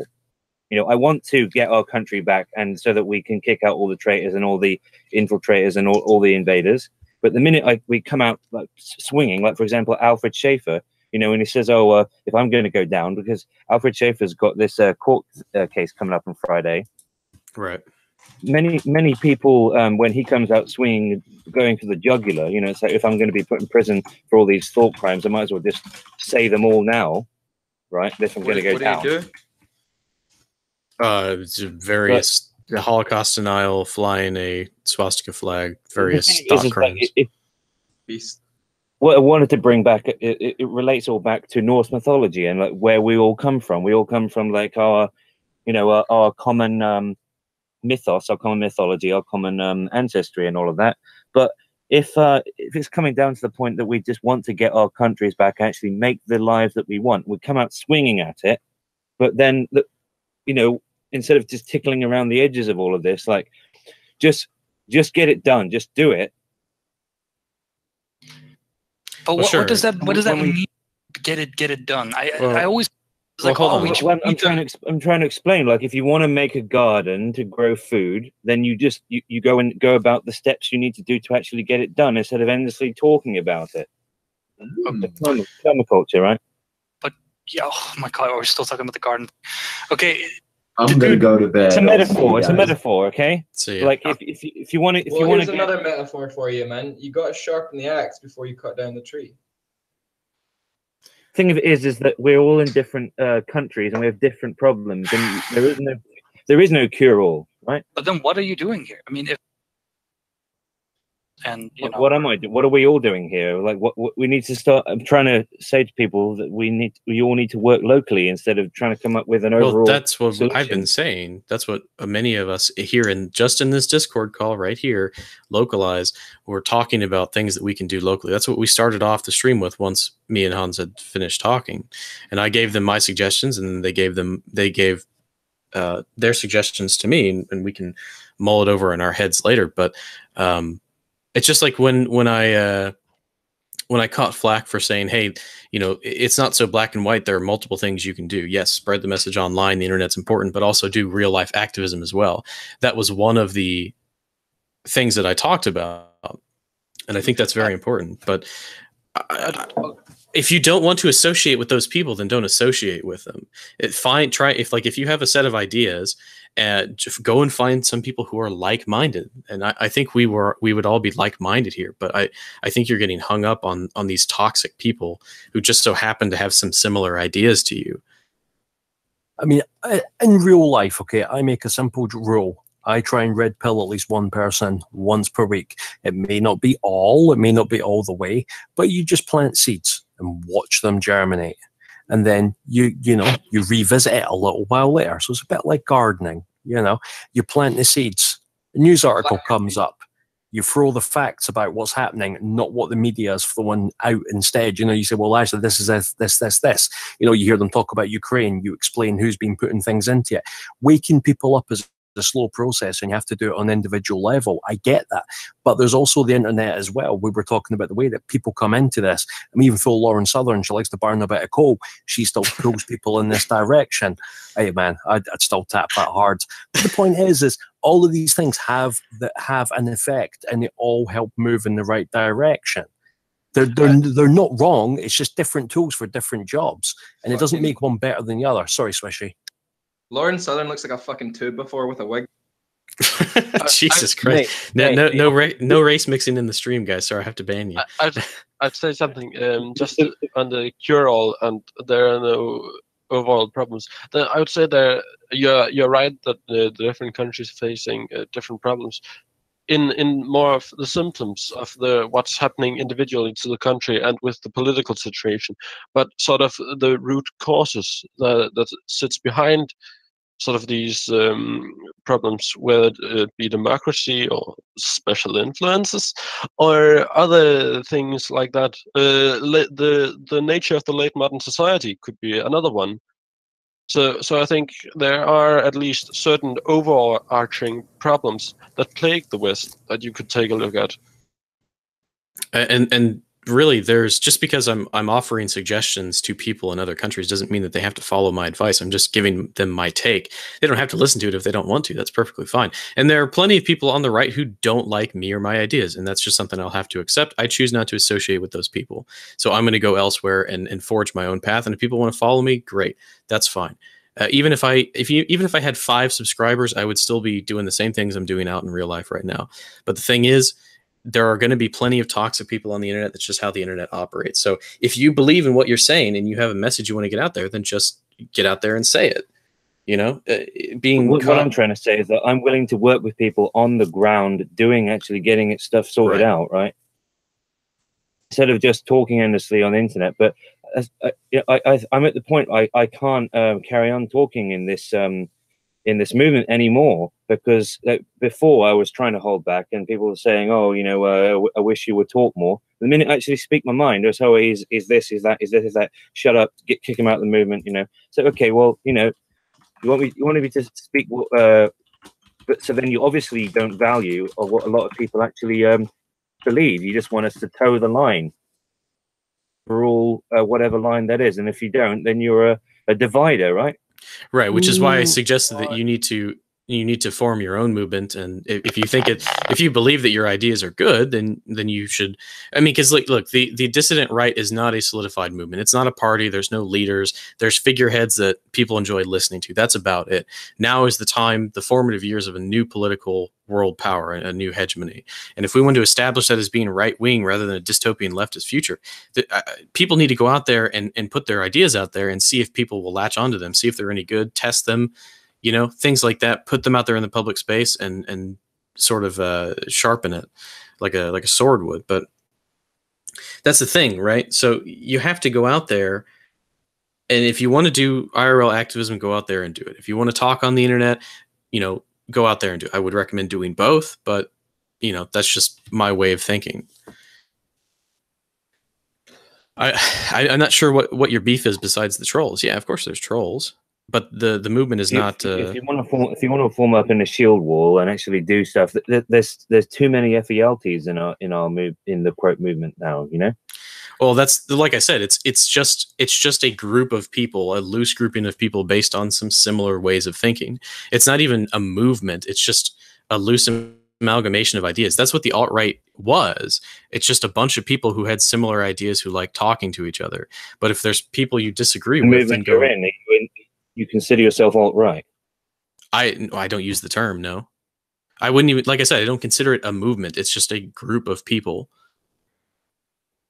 There's no like there's no alt-right Bible, despite what people may think. There's no one way of thinking. What we're doing now is the thing that we're doing now, and this is common amongst all political schools of thought, is that we're vetting each other and seeing what the best way forward is that will become a movement very soon. Now, unfortunately, we've run into a lot of issues due to censorship and things like that. It's not the way it used to work, but people are like leaders are forming, different varying schools of ideology are forming. And of course, I'm talking about not letting little things like specific economic policies dividing these groups, I should say. Sorry. But I wouldn't, I can't even call it a movement. If you say, okay, you don't want to be a part of the movement, that's fine. But what is the movement? What are the tenets? What is the general consensus on things? If you don't want to be a part of that, then go start your own movement, and maybe people will follow you if it's good. That's all I'm saying. Here's the thing in Britain, you know, we have 50 million or less native white British people in Britain. In a couple of generations, it'll be 45 million, and then a couple more generations, it'll be 40 million at this rate, right? Just start fucking. I don't see the problem. It's not as simple as all that, because you know, people are too busy doing other things, aren't they? And but this isn't, just to chime in, this isn't a problem specific to Britain. The demographic decline is a problem throughout the West. So maybe we have some thoughts on this too. And even though that there may be some localized solutions for us, we might still have some input that would maybe help you to change the situation in Britain. Wouldn't you? But you can't, because you don't, like, for example, wherever countries you're in, Brits know British problems better than they know any other country's problems because of the virtue. But that's not what we're saying. Interesting ideas. He's not going to say he has the full solution. He might offer you an interesting thought. Let's say that there's a civilization watching another civilization, and your civilization has problems. You watch the other civilization, and you can find parts of that civilization which are the keys to solving your problem. This isn't kind of what we're doing. We're just sharing knowledge here. So it's not like you have to follow us. It's not like we're trying to take over Britain. We're just saying, use this. Like, for example, what I said with the whole try to create a private school. This is just a suggestion to maybe fix your problem. And you don't have to listen to it if you don't want to, but go ahead. Some Swishy. nations have done stuff more than others. For example, like, look how the Americans have learned from Europeans about Muslim immigration. They've taken into account what's happened in Europe, and they're not having any of it. They've learned from that, and we can learn things from other cultures too. And to be fair, a lot of the thought leaders on this particular movement and a lot of the problems that we're facing, who are actually putting some analysis and actually making any progress at all, are in America. I mean, who's making any progress on Britain? We've got Tommy Robinson and Millennial Woz who had to run away. I mean, a lot of the thoughts are currently coming out of America on that, and yes, they are America specific. Well, they're American centric, but that doesn't make them entirely 100% America specific. If I could read something from Warfrog here in the chat. I think Oliver is worried that non-Brits might want to take control over the pro-British side of things. We don't want to do that, and that's my point exactly. I'm not trying to take over your. They do want to do it. They do want to do it. Patrick Little and Southern Thinker and many people would say they would genuinely like to go and occupy Britain. Yes, and those are those people that I was talking about. Those are the people I was talking about. Don't associate with them. You guys don't seem to understand. The European army is being built as we speak. The British army is nearly dismantled, nearly gone entirely. And it's being fused with the European army. It's happening, right? It's not as if you're saying, "Oh, no one wants to do it." It's being done. And who controls the European army? America. But it's being done. It's not. Don't keep saying no one wants to do it. It's happening. Yeah, but people in general. But I don't think there's no one in this call who wants a European army, a European Union. Since then it is. the thing is, like, well, like I already said, those people, I don't agree with them, and you don't agree with them. So just don't associate with them, and then try and solve the problem with like-minded people. Because obviously, you're not going to get. Well, Swishy would like. He wants white Sharia in Europe. No, I'm just kidding. But these people, that's like the thing. Like they say, no one wants. I keep hearing this. No one wants to do this. No one wants to do that. Why would I be saying it if no one wants to do it? I'm saying it because I'm hearing it and I'm seeing it, right? That's not what I was meaning. You're misinterpreting my words. When I say no one wants to do it, I mean literally in this call right here with us. That's what I mean. Before you cited statistics, There's one guy. Before you cited statistics, talking about the average German, sort of the German opinion of the European Union. But we don't have the average German opinion. I don't think about 50% of the people in this call support the European Union. So I understand why you say that there are people, but these are the people we are trying to convince, and they currently aren't convinced, as we can see from poll data.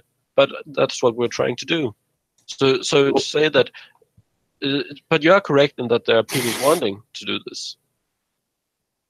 Yeah, I didn't say that no one wants this. If you specifically only want to focus on the people in this chat and no one else, but isn't that only what you're trying to do, right? You're talking about world issues. You're not talking about what the things that only people in this chat think. Well, no, it's because of the conversation we've been having. Yes, I know those people exist, and I was trying to tell you that, hey, just don't associate with them if you can't get through to them, and if they start slandering you. That's where this conversation started from. Then don't associate with them, because obviously it's gotten to you, and I can't say that I blame you. That's fine. But at that point, you need to disassociate with them and then find more like-minded people. Exactly. So that's the thing. The thing of it is, like with Dennis Wise, for example, with The Great Story Never Told, everyone likes that documentary, right? You know, the level of attacks that he's gotten from people within the quote movement is beyond like what a lot of you guys could even imagine, right? Sure. For making that documentary and espousing for Christianity and espousing for various things that some people just don't like or don't agree with from within the quote movement. When you say, well, why can't we just all work together, the pagans and the Christians and everyone, on the grounds and the lines of just protecting the native white European peoples, right? Beyond the pagan and religiosity and Christianity thing.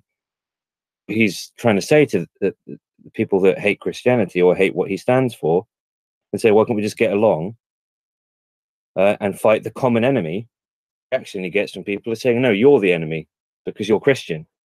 I mean, that he says he gets that response like he's got that response thousands of times. Sure. You know? Yeah. We need this to is break distractors, man. This is a very fine point. What you're bringing up here, very fine point actually, and I would say if anyone hasn't seen it,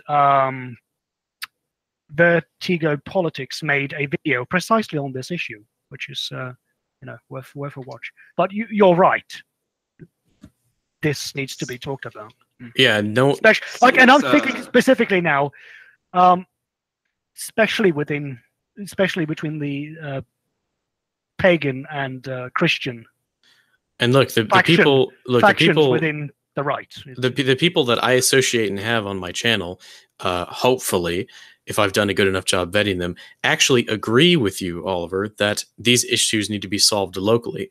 But the reason why it's important for me to create a space like this is because we can share our experiences with one another. The entire point of me creating a channel was to share information, which is the reason why I chose this avatar in the fucking first place.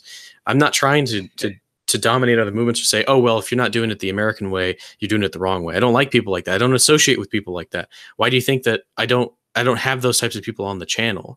So my only issue is that you've come into here, and I know that there's trolls in the chat. It's fine. Just ignore them. But you've come into here and you've been very combative with other people when fundamentally we don't disagree with you. That's the issue. We Let's don't. Hold on. Let's go into the European Union thing, right?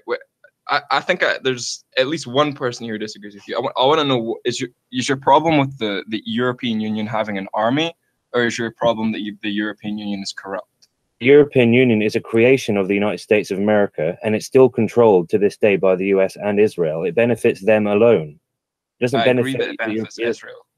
But you're aware that problem, it's actually not benefiting the US, right? That's not what my question was. My question is if your problem is that it's corrupt, or that the oh my European Union would have God, an army. Oh, sorry, that was my mic was on. Who runs NATO and the European army? Is your problem that it's corrupt? The European army is not connected to NATO by any means. So it seems like your problem is that it's corrupt, right? Would you have an issue if it wasn't corrupt, if it was benefiting Europe and they had an army? The destiny of Europe is not in the European people's hands, and we need to identify whose hands it's in. So if it was in the European people's hands, would you be okay with the European Union having an army? If Europe was in Europeans' hands, there would never would have been a European Union. Well, let's say that the European Union exists in a way in which it benefits the European people and it's for the European people. I think he's asking if you're against the concept as a whole or just its current implementation, which is being used. That very concept is antithetical to everything that is native European. Okay, well, see, that's where you two will disagree, is on the concept. So now you can hash that out. But hold on. Never in the entire history of Europe was there such a union until, like, for example, America won the war and all of Europe lost the war, and then the European Union arose out of the ashes, right? Any political defenses against it? There are examples of unions like that. If anyone in Europe ever wants to become a hegemony again, it's going to have to be through working together. Is hyper-communism. You understand that? Like, it's everyone supposedly working together, but who's at the top? Working together is the concept of pretty much every ideology. That's not alone to communism. True story. What's the concept? What's the concept of communism?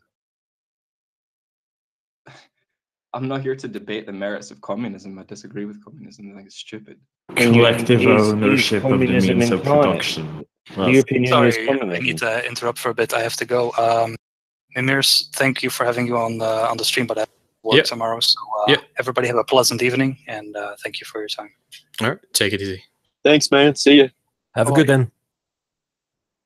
See you.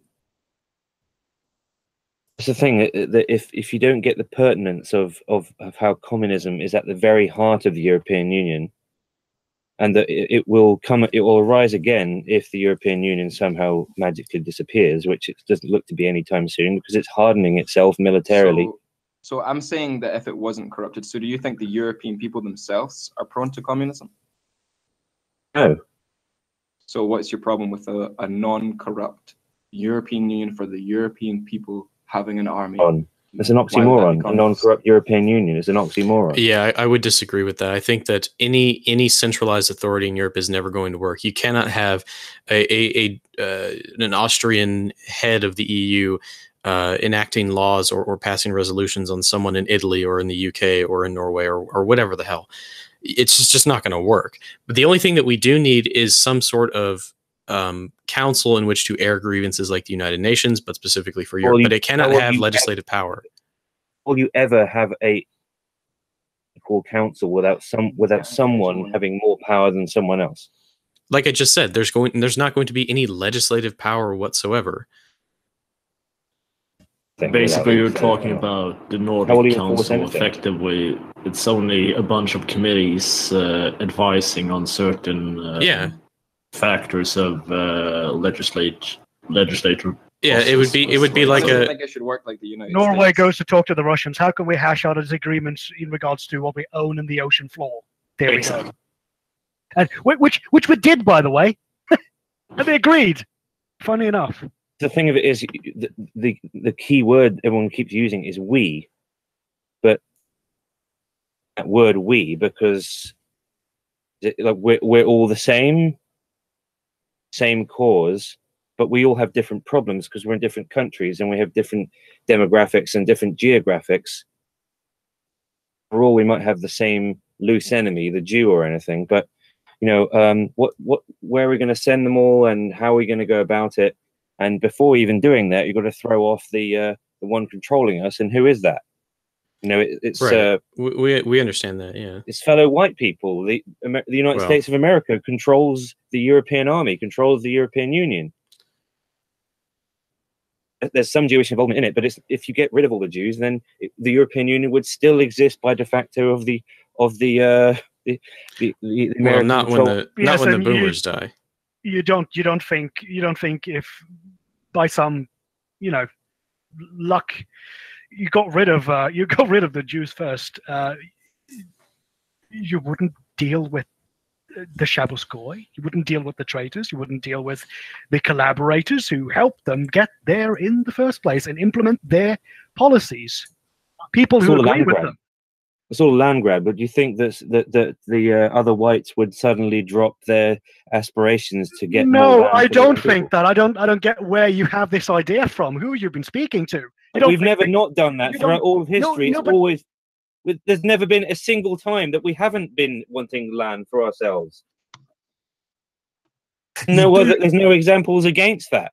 You do realize that if you were to like drop a magic Jew bomb and all the Jews around the world suddenly got turned into packs of Smarties, other people would like fulfill the role. Yeah, you know that. The stream is completely satire. Please don't censor me, YouTube. Thanks. Bye. Yeah, but in all seriousness, I mean, you know, people would just take the roles up that are left behind. It's not like, I mean, yeah, Jews are in a position that they're in. I mean, I can give you reasons that perhaps even go down to a genetic level for this, which is pretty crazy. But yeah, I mean, any group that exercises extreme in-group preference will achieve the same results given a long enough time and enough thinking about it. I mean, blaming everything on the Jew, like the mythical Jew gene, the Borg gene, I think it's just fucking insane. It still eats. It doesn't matter if they're Jewish or whatever. You kill off if you kill off the Jewish elite, another group of elite will spring up, because guess what? That's human beings. That's what we do. We don't have a chief, we create a chief. We're naturally hierarchical beings. And that's just the way it's gonna go. I'm sorry. I mean, shrug. Well, yeah, I don't disagree with you at all. Of course, someone else is going to try and fill the power vacuum. This goes without saying. Communism would never have arose without the Jew, though. Once you have removed current hegemon, you need to make sure that your people fill the spot. Well, the thing is, if you're going to remove the entirety of the current day elite, that's going to be a very difficult undertaking. Of course it is. And I don't think you're going to be able to remove every elite in, i.e., Norway. That's entirely possible. Entirely possible. I'm not going to say that can't be a thing. That every single one of them will be removed.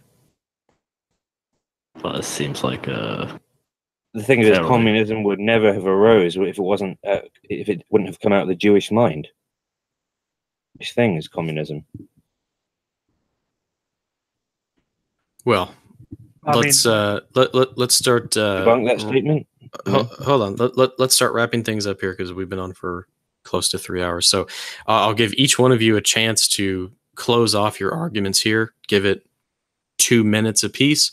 Let's go from top to bottom. Oliver, closing statements on this argument? So I'll say that there is no unity in the quote white people, because people like Poseidon that says, oh, like he's in the chat right now. Many people believe what he believes.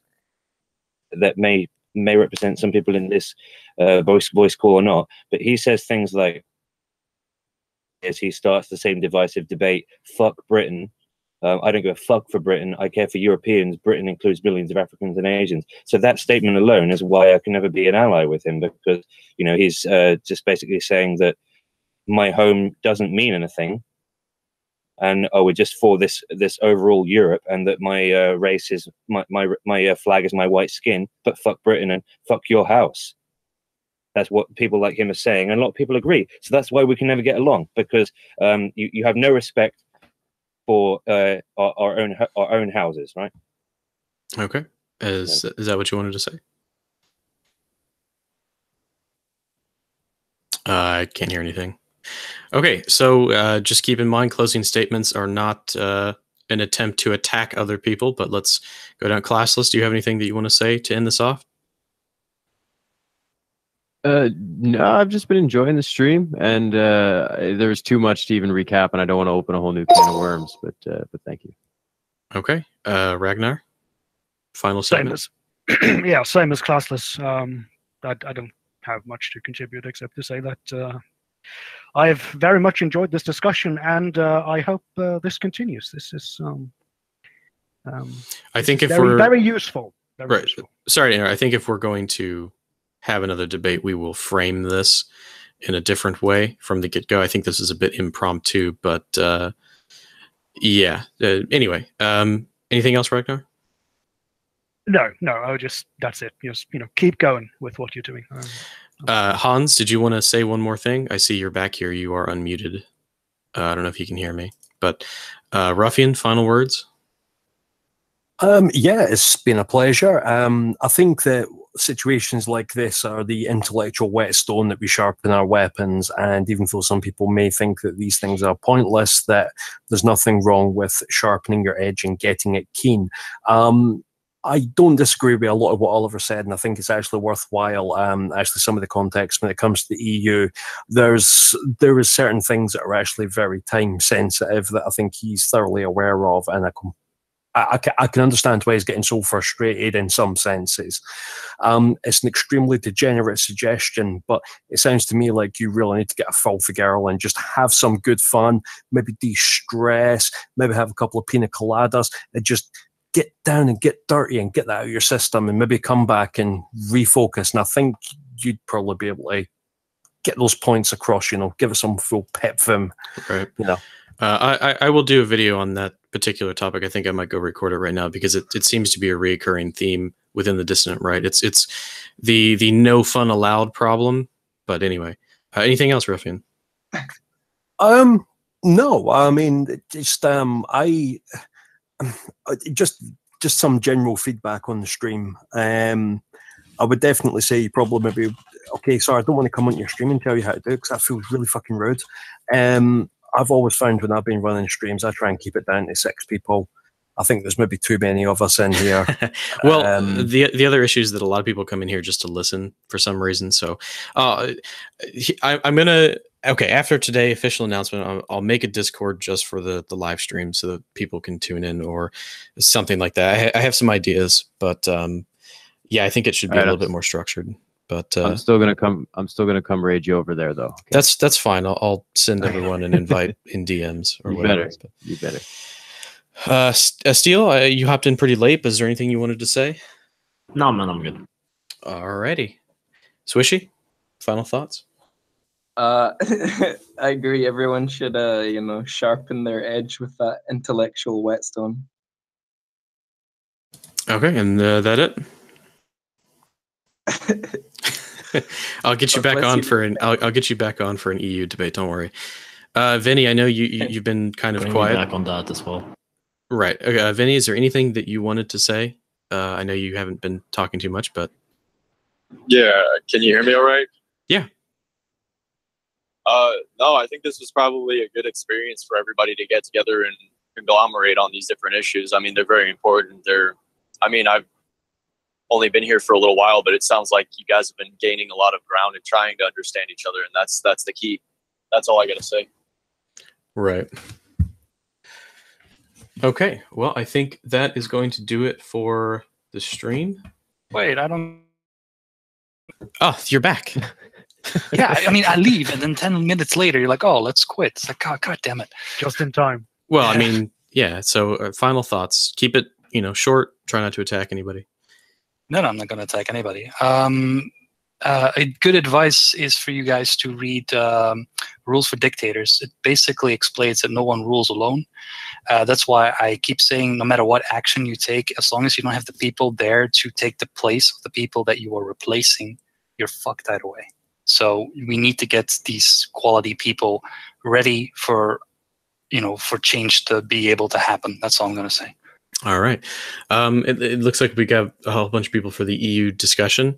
Who is available? Is anyone available tomorrow? Yeah, sure. Ruffian? Yeah, I'm done. Yeah, I'm definitely available tomorrow.